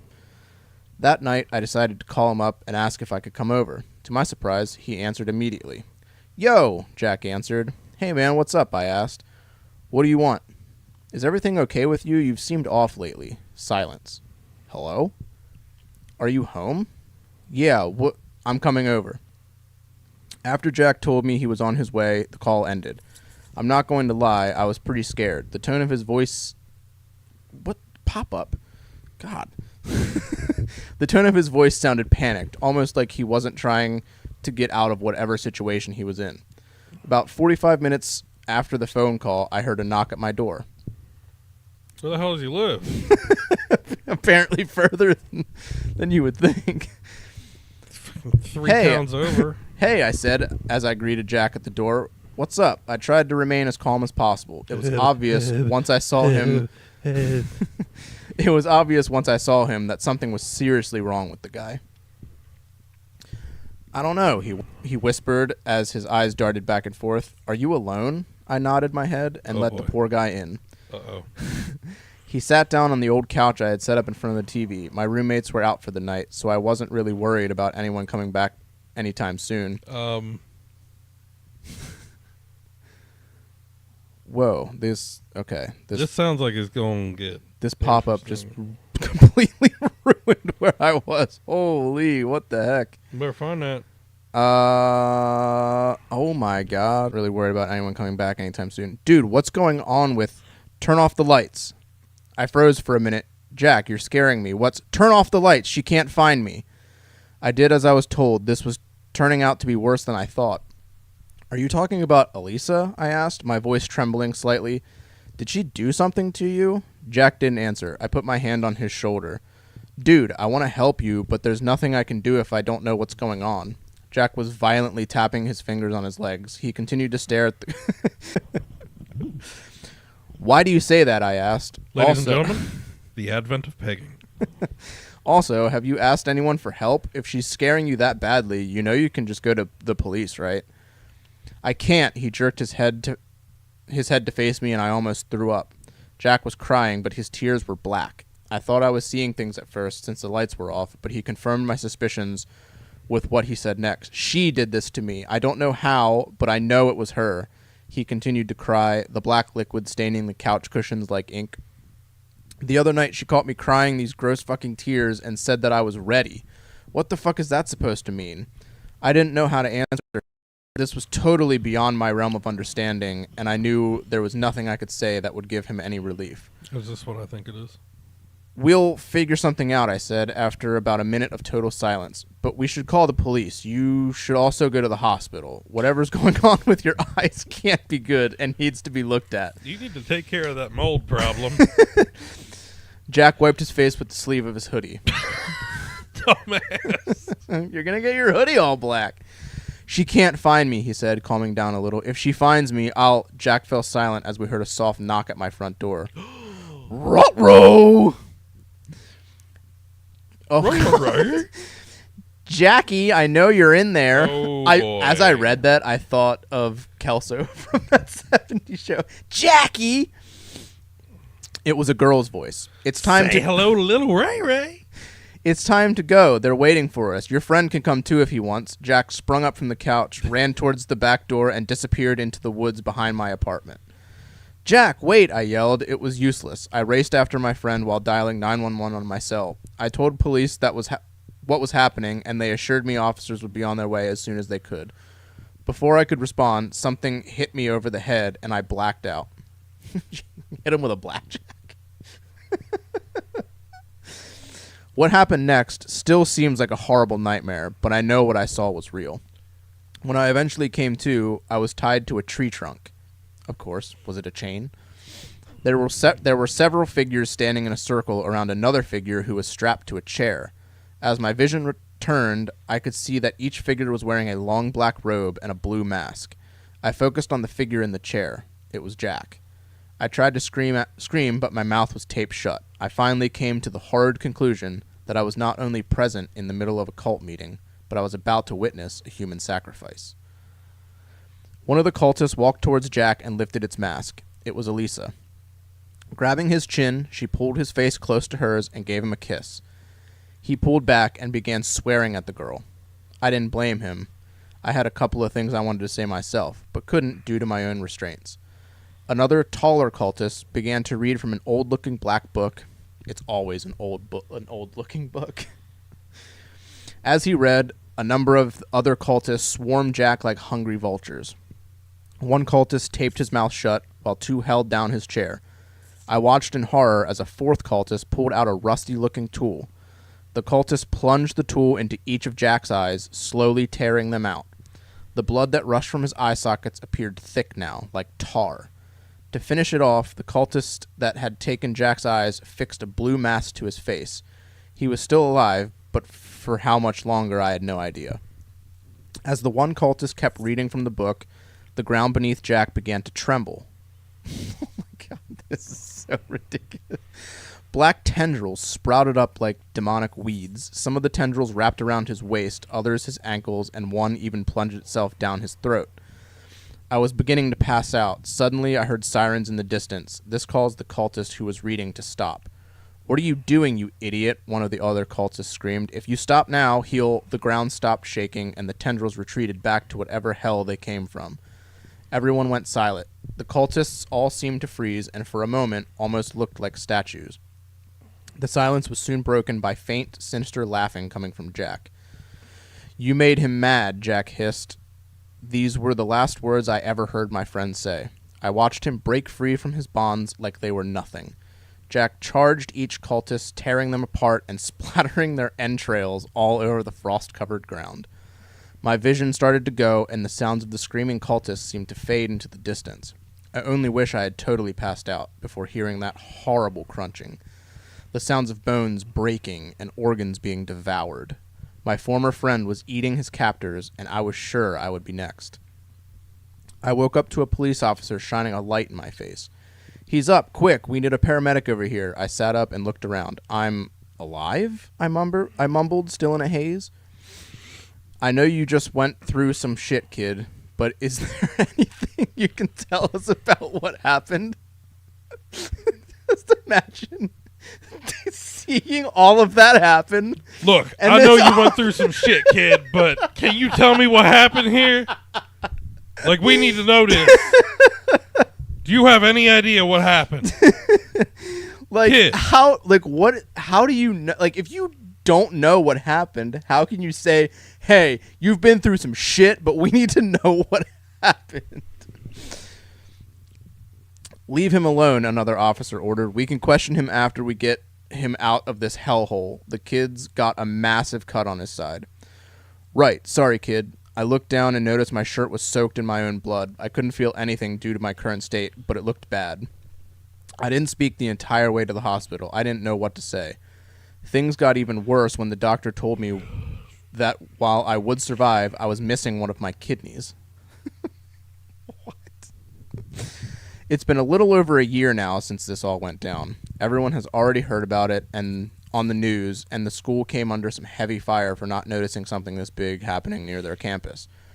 Jack Driscoll is still missing and is currently responsible for the murders of 10 students and the attempted murder of 1. I've gone on for long enough at this point. I guess I just really needed to get it all out somehow. I still don't know what the cult was for, why it was formed, or what it was trying to summon. Obviously, nobody will look into this further because it sounds ridiculous, but I'm hoping someone reading this will. If not, then I guess just be careful. You can't trust anyone. You can't trust everyone after all. Eyeless Jack? Dude. Like... That's an old one. Yeah, I just looked up like the most popular like horror type of creepypastas. Yeah, I mean that one, like, I don't know, it pivots real quick. It like it's just like it's like you're cruising down the highway and then suddenly it's just like, nope, and right off, like just straight off 83 right into the Like woods. it- It's like, welcome to Hellville. Yeah. Like the beginning is just like, okay, like this is cool, like something's going wrong, like something's fishy. Well, I thought he was everyone- gonna hook up with his girl for a second, and I was like, but that never. And then you said the thing with the eyes, and I was like, oh, it's that one. So you've heard that before? Yeah. Oh, I haven't. You ever been to Raymeyer's Hollow? Yes. You ever been to the Witch's Circle? Maybe. You ever been to the Seven Gates? Part of it? Nobody ever gets to all seven. They actually Dude, took the story behind that, like the yeah, the I guess asylum it never would actually be happened. I guess it would be like the creepypasta. There was somebody that wrote one that basically was like, I walked from like the 7th, the closer I got, the basically they like saw hell. Like they were Well, just that's in hell. Yeah, that's the idea. Like you get through there are 7 gates, and as you progress through them, Yeah. once you get past 5, you never return. And evidently there was one story pitches like an asylum out there, and there was never anything like that. Well, there's another one too in Dover. It was the Toad Road, Yep. the house Yep. where the guy hung himself or whatever, and you Well- could see the lights turning on and off, right? Yeah. So Raymeyer's Hollow is a true story. Yeah, Like I do. that. Yeah, That actually like was some witch shit where Yeah. people were claiming it was witch shit, and I don't think there was really witch shit. But we went to Salem. That was pretty sweet. fuck you. Salem's awesome. I've never we- been there. We want to go. We want to go back because we didn't get to do the. We wanted to go on like the ghost hunt, but it was super booked because we went like peak Halloween. So I think we were there like the week before Halloween. Dude, it was the worst idea. It was so busy, but there was so much going on. Like that was the bonus because we got to meet the guy who played the original Michael Myers, just on accident. That's cool. There's a wax museum there, and you walked through it, and when you got through the end, it was him like at a table, and he was like signing stuff. So we got a picture of like Michael Myers from the original Halloween, and he has it signed Nice. from him, just totally by accident. It was crazy. I want to go to Eastern State Penitentiary.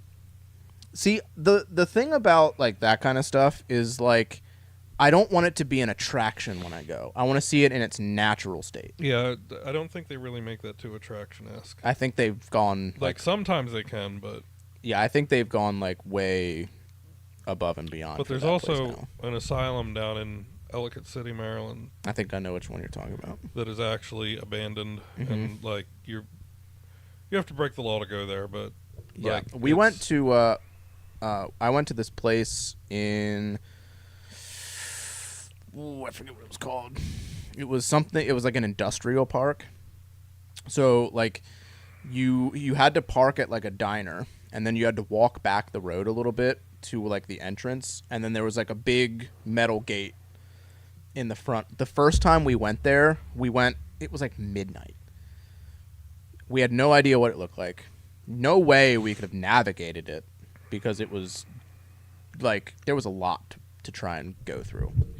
So we ended up going back like during the daylight, and it was like this big, like they're big, huge warehouses, and they were just abandoned. Everything was still in there. Like they had like their pallets, and in the boxes it was like empty bottles. And then they had like in one of the buildings, it had like the machinery, yeah, and it had all these papers that were all employee information papers. Like they had everything, addresses, names, phone numbers, everything just scattered through the whole spot. they're all dead. Probably, yeah. They're all dead. I forget what it was called, but it was a pretty cool place. You killed them.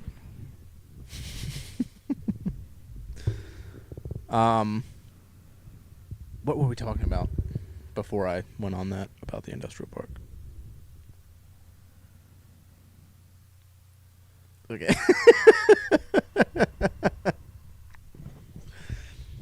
really wish I could remember what that place was called. I don't know. That would be cool. I would be down for like going and like doing lives and shit from abandoned asylums and crazy places. Where holy shit, something's here. That's what I was telling her. Like, once she's not pregnant anymore, Well, you kind of have an additional. we can point. like go and like. There's a bunch. I have like a bunch of places that are like abandoned places, and some of them are like bunkers and stuff. Like, yeah, let's take the baby to a bunker. it looks cool as shit. Like, there's a lot of places that I would like to. I mean, none of them are like crazy dangerous. Like, I want to go to that one abandoned funeral home. that I don't know about. That would be wild. There are caskets left, all kinds of stuff. Did I ever tell you the story of the abandoned house in Dover that I went to? Yeah. That cruel joke that my friend played at the time. I believe I remember it. I'll have to tell that the next podcast. It's a really fucked up story. Did you watch that reel I sent you about the guy with the AI face recognition? He's sitting there on like AI face recognition, right? And like it grabs his face, it frames it, estimates his age, genders him, doesn't misgender him. And then like he's in his room, and then this like the closet door just like opens, and then suddenly a box pops up like it's recognizing a face, and it says female, age 560 to 565 years. and he like turns around and it's like, what the hell? Did you ever see like the reels that people make where they were doing like it would like do something to your face, and it would like it was like detecting faces like behind them, and they were like, what? Those were popular back then. Did you watch the reel I sent you with the Teletubbies? No. Dude, that thing's creepy. It's messed Wait, up. maybe I don't know. With maybe the red Teletubby sitting there? I mean, I can pull it up now. All I have to do is give you one glimpse at it, and you're going to be like, oh, hell no. All right, I guess show it to me. This is going to be good. I'm excited about this. I'm glad you didn't look at it now. Dude, there's one thing that I like really enjoy. It's like really creepy stuff on the internet. Like stuff that makes you feel uneasy. Away trying to put a TV in my stomach. I am one of the Teletubbies. Before all the sunshine and happiness, there was darkness and loneliness. We were 4 children, stuck living in a Bulgarian mental facility. That thing's disturbing. I don't even want Land. to look at it. Who made this? AI? Urban America. The yellow Teletubby was a child with a Whoa. making her face stuck in a smile. That Like I love that kind of shit. Tinky Winky, the purple tubby, was a deaf child who got tied to a fence and suffered frostbite. And me, Poe, I fell into a fire when I was young. Our only source of comfort in our facility was the little television in our rooms. But That's as part of the wild. experiment, they told us they were going to take them away. We couldn't bear losing them, so we came up with AI had to have made that. hide them in our stomach. But they were too big to swallow. AI for sure made that. 100%. No way that's AI. That's somebody in a freaking costume. Well, maybe that. Yeah, that's probably someone. But the mouth moving though, that has to be AI. I don't know, but that thing is like Like just taking something like that and giving it like the background of the origin story, and you're just like, what? Like, yeah, that's dude. Imagine them making that into a movie. Who takes Teletubbies and destroys it like that? A genius. That gets into the hands of a 5th grader. I mean, it. Look. It could. Look. It could. Look. This is why Well- we need to protect them. Well, here's. Stop moving up. You talking to that? It's Or you speaking of creepypastas, one of the most infamous, Slender Man. do not say that word upstairs. She will not sleep for days. Like Siren Head, Slenderman, Siren. Who's Siren Head? Siren Head, I don't know who Siren Head is. Skibbity Toilet. Oh, I know that, but I never like looked into it. Like it's that the head one. that comes out of a toilet. Yeah, And then the toilet eats people. Siren Head is literally like a big fucking siren that just walks around and eats people? Wait. What? like a megaphone siren, or like? Give me to Google. Yeah, I mean, Slender Man. That was like one of the most infamous stories, and then the Slender Man like killings. That was a wild story.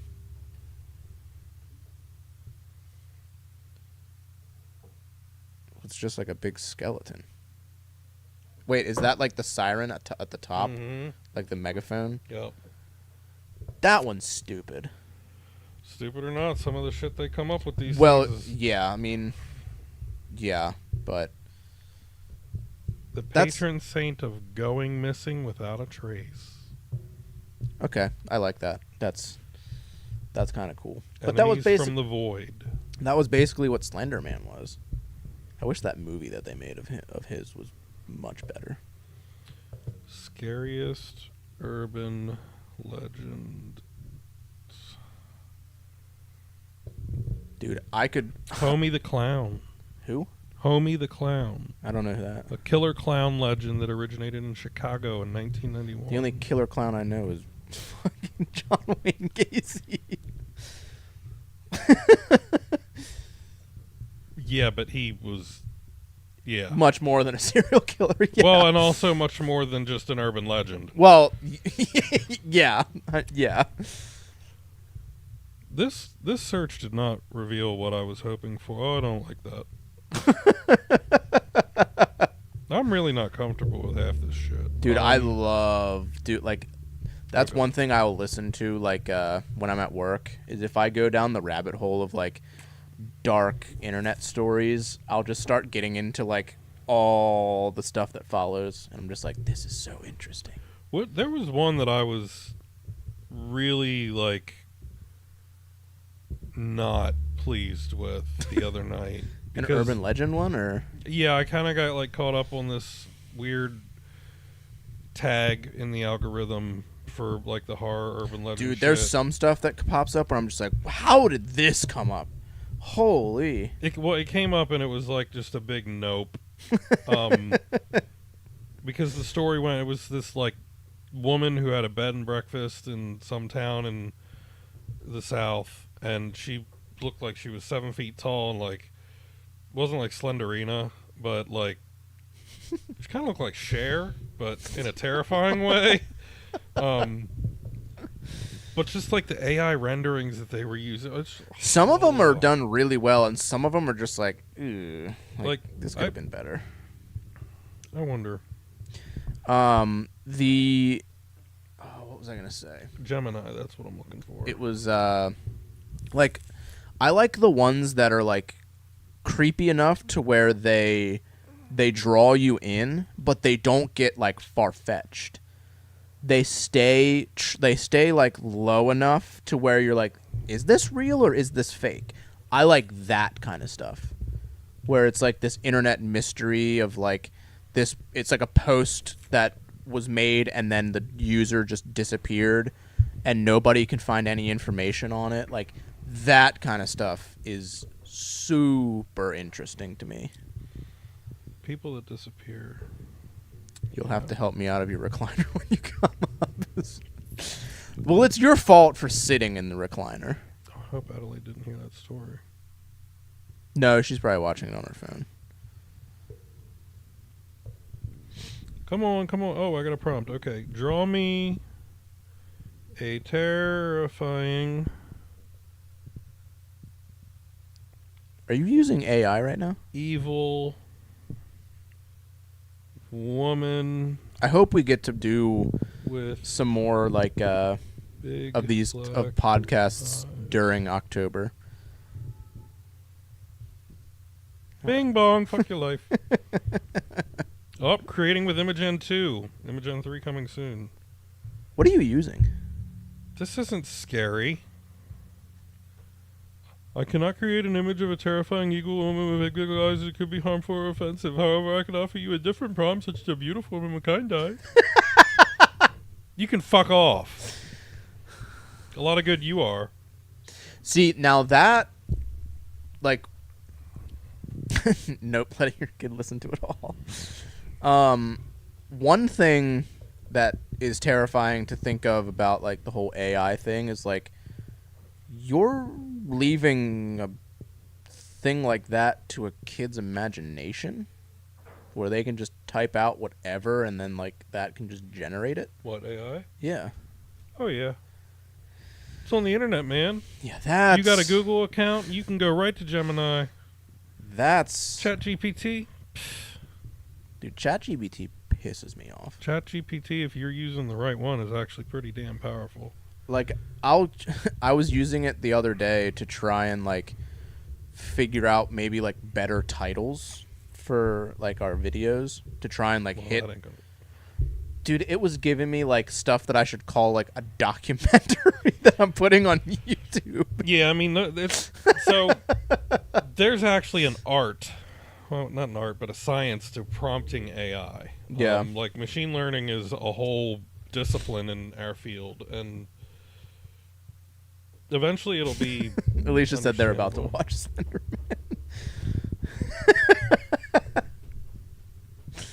Me and Alicia did watch Slenderman. That's movie. great. That's great. Don't say that word in front of her. That one fucked up a lot of kids. They all Slenderman. fuck up a lot of kids. Well, this one in particular was one that was pretty I mean, it fucked up kids bad enough to where kids literally murdered for it. Dude, some kid at school watched frickin' It. Started telling all the other kids about it in 4th grade.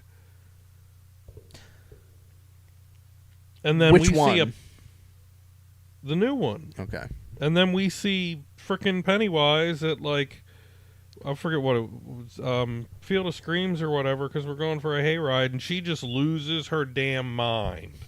Like, screaming, running, like, no catching her. I'm chasing after her. I'm like, yo, yo, yo, yo. Almost gets, like, you know, runs into people, and... See, that's something that I never got into, was, like, the haunted attraction places. I had Georgie.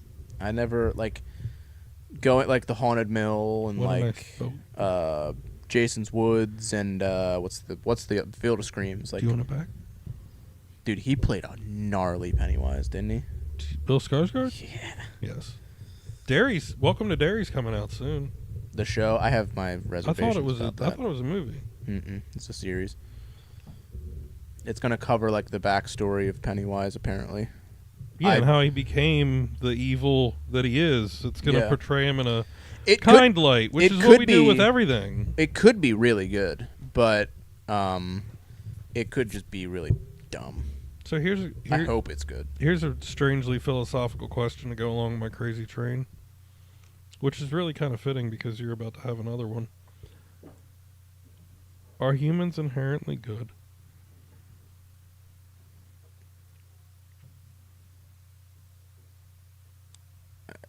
Expand on that a little bit more. When you're born, you don't know anything. I think almost all animals are inherently innocent.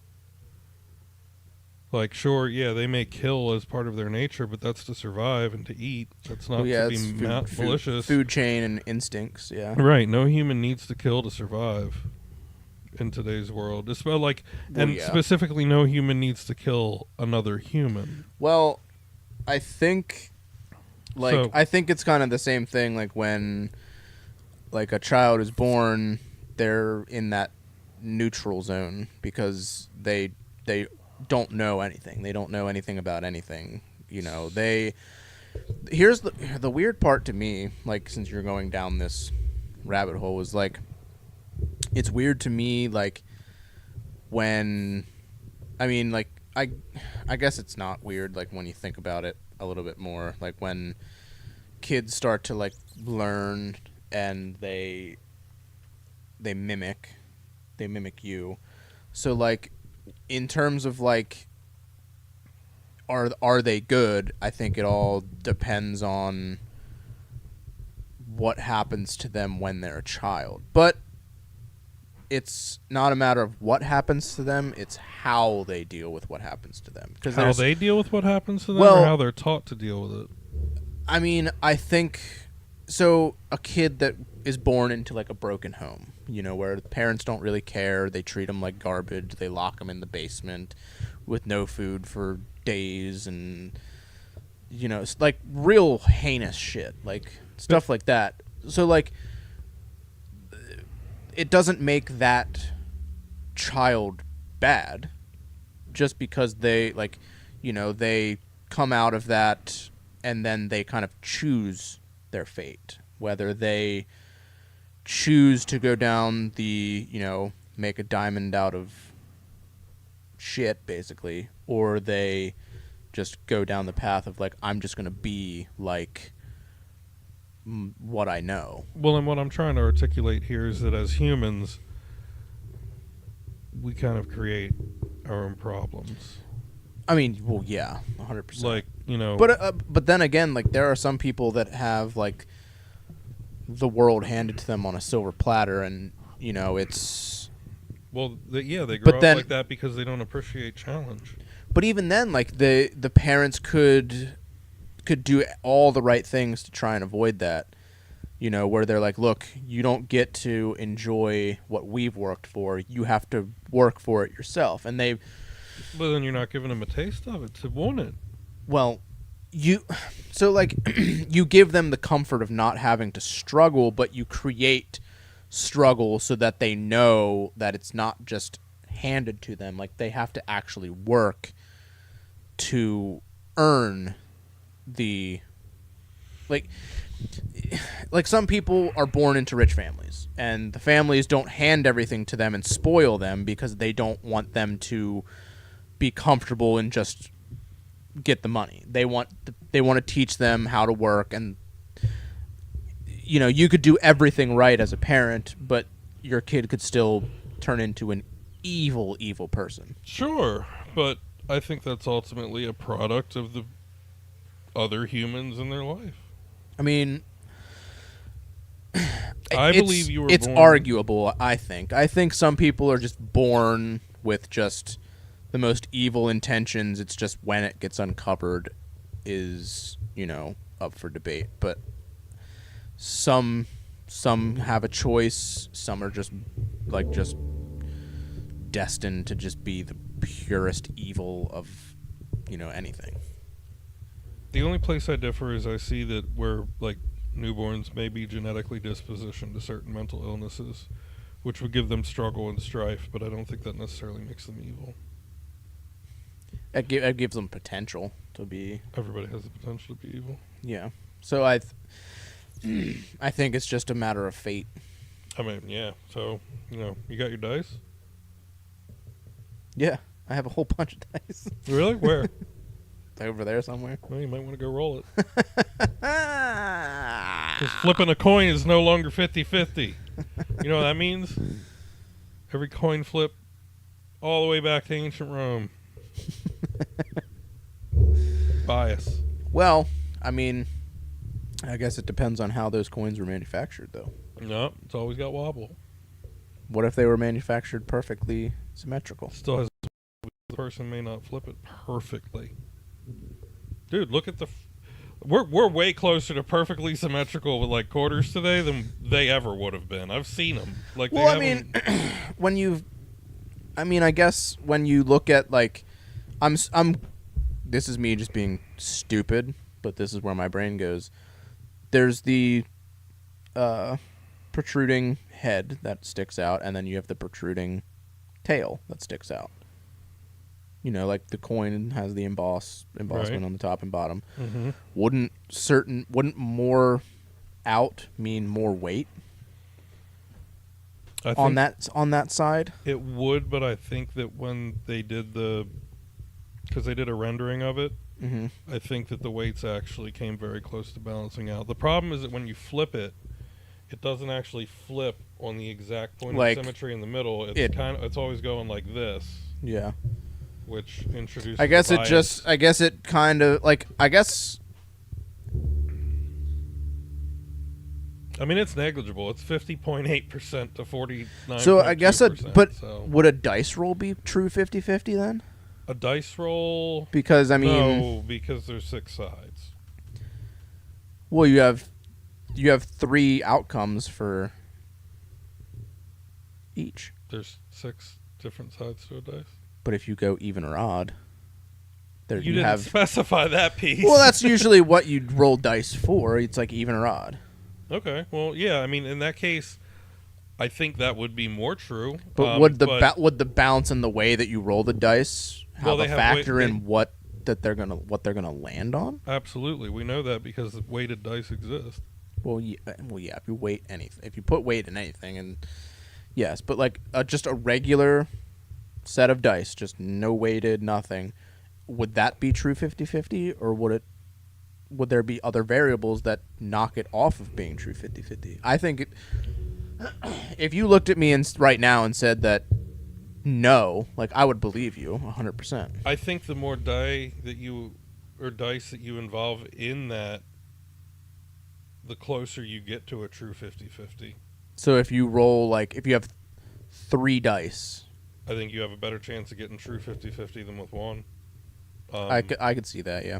But I'm interested. So they did 370,000 coin flips to figure this out. Imagine having that job. They divided it among so many people, it wasn't even funny. Just imagine when. That's what you should do. Just imagine, okay? You get a job at a company. Your first day on the job, they're like, "Hey, man, your job today is to flip a coin 1,000 times." And you have to write down the outcome. You have to tally heads or tails. I want $1 for every flip. You get home from your job. Hey, honey, how was work? I just flipped a coin all day. Give me dollar coins. Give me Susan B. Anthony's and let me keep every single one. Bitch. Now, okay, never mind. That was a dumb question. Oh. There's no such thing as a dumb question. There's Well, a lazy question. It was I thought about it for a second, and then I was like, well, no, because it's a coin flip is the same no matter what coin you use. Do you think that the bigger the coin, the more accurate your flip is going to be? No, because energy is proportional to mass times constant. Sure. So the wobble shouldn't vary.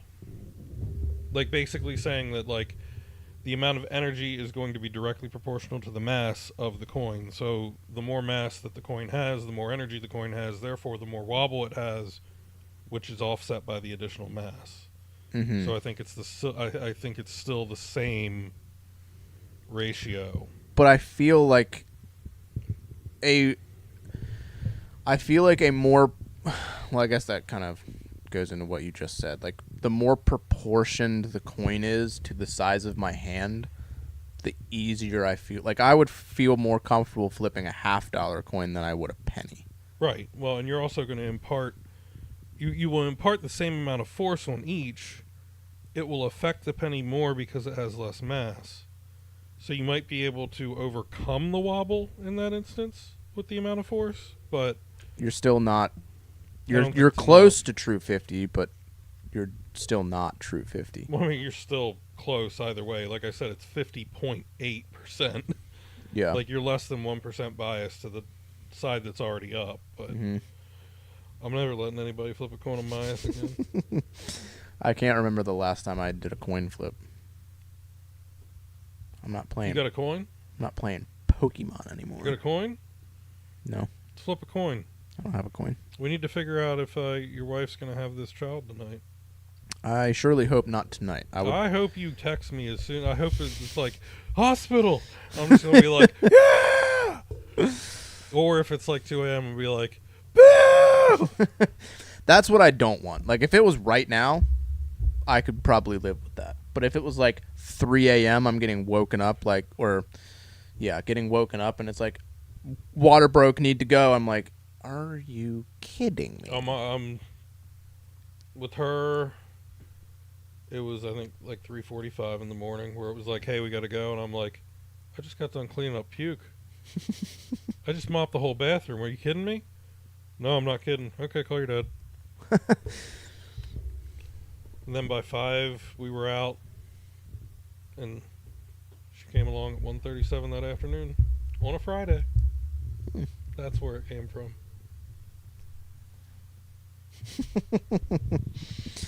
I think it ain't going that long. I think it'll be either tomorrow or Friday, Nope. if I had to guess. It's gonna be soon. Or it's just gonna be wild, and she's gonna like go to her doctor's appointment next week and be like, "What's Nope. going on?" Oh no. Based on what I have been told, I do not expect that. I don't expect it either. 100%. I mean, but like, our luck. I'm not divulging information. I'm so- sure that if she goes past her due date by a second, she's going to What's her due lose date? her mind. Saturday. Yeah, I was just confirming. Because Yoo-Hoo already had hers, like, a week and a half ago. Yoo-hoo. We'll get later. Oh, gotcha. Yep. I strongly doubt Saturday's a thing. You don't think? No. Not based on what you told me today. Because the max is 10. Max, what is 10? What's max 10? 10 days past due? Or No. 10 hours? Think about the number you told me earlier. 24 hours. No. Earlier. I'm not sharing it on here. Centimeter dilation? Jesus Christ.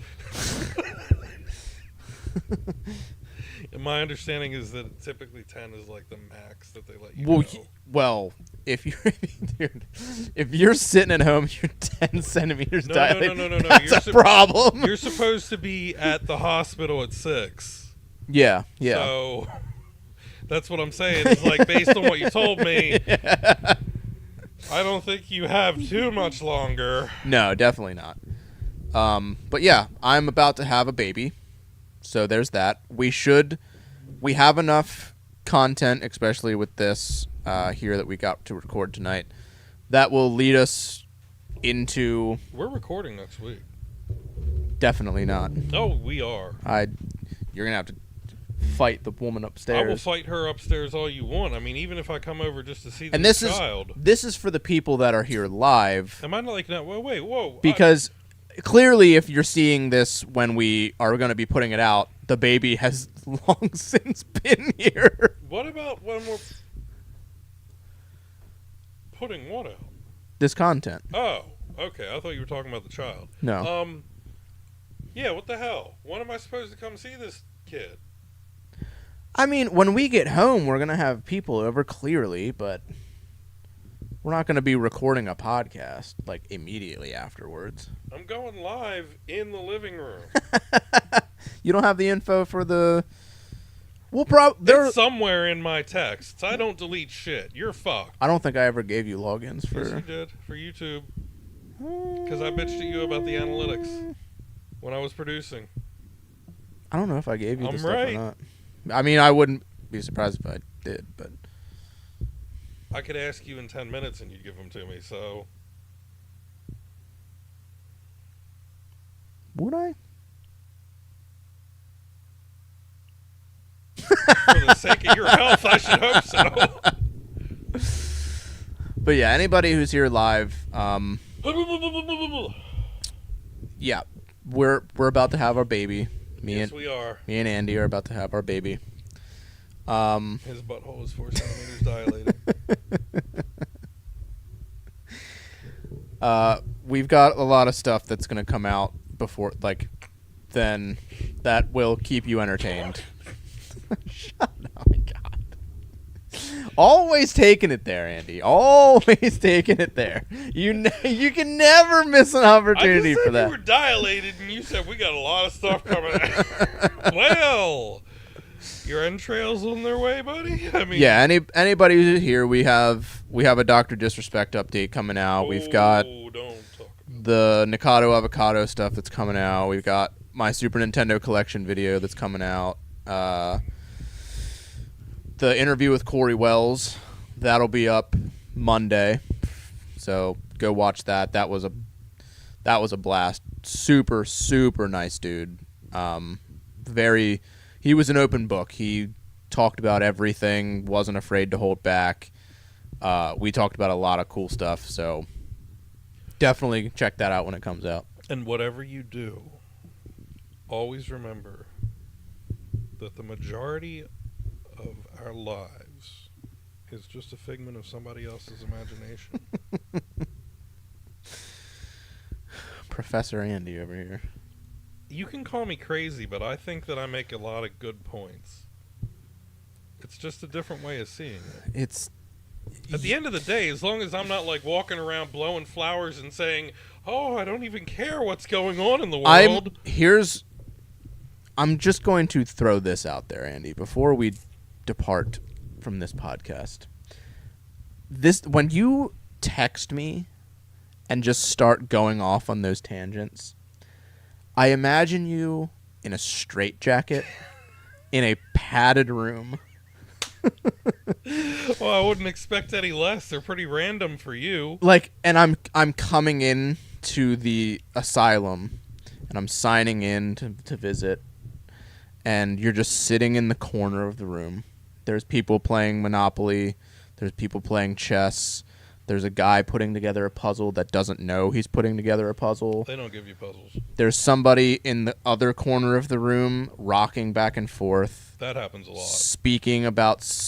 Speaking another language that nobody has deciphered yet. That doesn't happen. So I sign the papers and I notice all these things going on, and I see you in the corner, and you're just staring off into the abyss. And I sit down on a very, very small chair, kind of like the size of this little thing, where I'm like all but sitting on the ground, but not quite. And I'm like on your level, and I'm just like, "Hey, buddy, how's it going? You doing all right?" And you're just non-responsive, just zoned out. And then you just come to, and you just look at me in the eyes, and you're just like, "It was all a lie. It was all a big lie." And I'm like, "What was a lie, buddy? You go ahead. You can tell me." And you just say, "Everything." And then you just go back to nothingness. And I'm like, "All right, buddy, same time next week. I'll come see you. Have a good time. Have a good rest of the day." And I give you a nice little pat. And then I walk, and the doctor's just like, "That's all he's been saying for the past 17 years. And I'm just like, "I know." Fuck, am I 52? And I'm just like, "I know, Doc. I know." And we just have this moment, me and the doctor. And he's just like, "We're just hoping that one day he just comes back to his normal self." And I'm just like, "Me too." And I shed a single tear. One single tear just comes down, and it drops off of my beard and falls all the way to the ground. And it's a checkered floor, like white and black checkers, and it just splashes on the ground. You might want to try writing the next Silver Linings playbook. Dude, if there's ain't never happening in my life. But. If there's one thing that I really like doing, remember when we were what was it, the Super Bowl, where I was watching the Super Bowl and we were texting back and forth, and I gave you the entire backstory for that quarterback? Oh my god, yeah. No, was it the Super Bowl? I think it was the Super Bowl. It was the Super Bowl or like the AFC or NFC championship. We both had it on, and you're just like giving me like it had to have been the Super Bowl. The full script. It's like everything, and I'm just like dying. I was crying on my sofa in laughter. Dude, that was one thing that me and my boss used to do when we would work together. It was Travis Kelce, wasn't it? No, it was like it was a rookie quarterback or something. Or was it the Jets game? It had to have been the Super Bowl, and it was like a rookie quarterback or something. Was there a rookie quarterback in the Super Bowl? It was like maybe like his second or something year. I thought you were talking about Travis Kelce and no, Taylor Swift. No. It was maybe it wasn't. Who played in the Super Bowl last year? The Chiefs and the It was the Chiefs and the Eagles, right?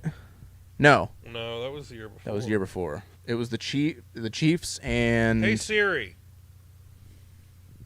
Who did the Chiefs beat in this year's Super Bowl?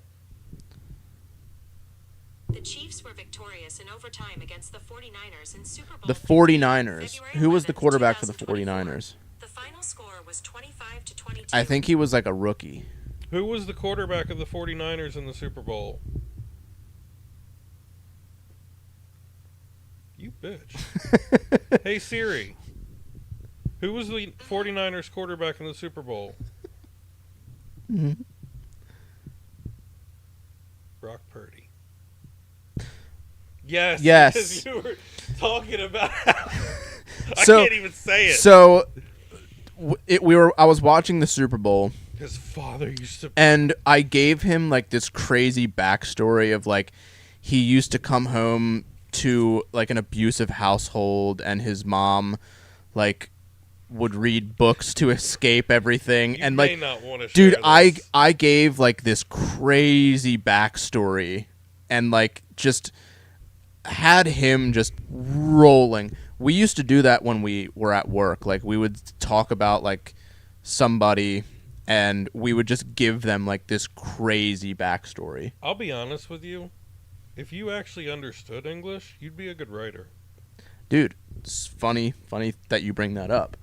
When I was a freshman in high school, I think it was freshman You year. found your first love. When I was a freshman in high school, when it was right about the time I was playing Silent Hill 4. And when the Saw movies came out, because I was watching the That Saw was movies. over the course of many years. Well, yes, but like the first like two, like when it was like Did when you they were watch still the Billy good. the Puppet Toddler thing? Yeah. Razor blade. I used to take like the story, like the idea of like the Silent Hill 4 and Saw, and I would make it my own story. I would like So you would I would plagiarize the shit out of it. no, not to that extent. You I would plagiarize the shit out of it. I would take the story and put my own twist into it, like what I would want to see happen, and I would write literally like an entire fucking story. Would it make it out on modern day plagiarism engines? I mean, Did you miss commas? I Did you definitely miss periods? probably. I probably had like 17 run-on sentences, and The whole thing was a fucking run-on sentence. probably Oh shit! like my mind is creative enough to where if you like give me something where I can like divulge and like just go down this rabbit hole, I could probably write a book or write a movie The or question something. is, could you actually sit there and do it? Yeah, 100%. Then why don't you? Because I don't like. I mean, I'll give you a prompt. I can give you. I will give you Well, what you I would need somebody to help me, like somebody that knows how to write somebody that writes for a living, and like how they can like, I could write like a story, like a storyline. I could write like characters and backstories and You stuff. do all that. Give it to me, and I will see that it gets to Penguin Putnam. Who? Penguin Putnam, their publisher, Oh, all right. or Random House. Well, there you have it. We got Dad's Game Room Novel 1 coming out in 2026. I swear it's not my life story. It'll be how Andy ended up in the insane asylum. That probably started on the dryer or the washing machine. All right, Andy. 1988. You have to get this child home. we've been going for 3 hours now. Jesus. She'll be fine. We've just gone on tangents every time. Like She'll be tired, but the first hour that we were going on was I do have to get up early tomorrow. yeah, you have a dentist appointment. He's gonna drill me. yeah, he is. No, dude, like the entire front he's half gonna of my tooth came off. he's Like, gonna numb you up real good. I don't remember getting it fixed, but I guess I did. I mean, it's gonna be a nightmare, man. I And he's hate- gonna want to fuck with this one. Yes, please. Bye. Damn. I told you she didn't like me. After that, I'm now convinced. What you said to cover up doesn't work. It's null and void. Thank you, Alicia. Did you see the box that I got What box? right behind you? WrestleMania 2000, baby. Damn. That's sweet. Doesn't that box just bring back nostalgia?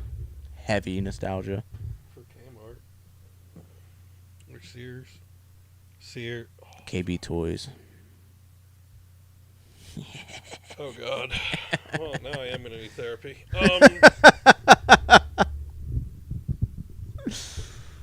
We're Dad's Game Room. Hey!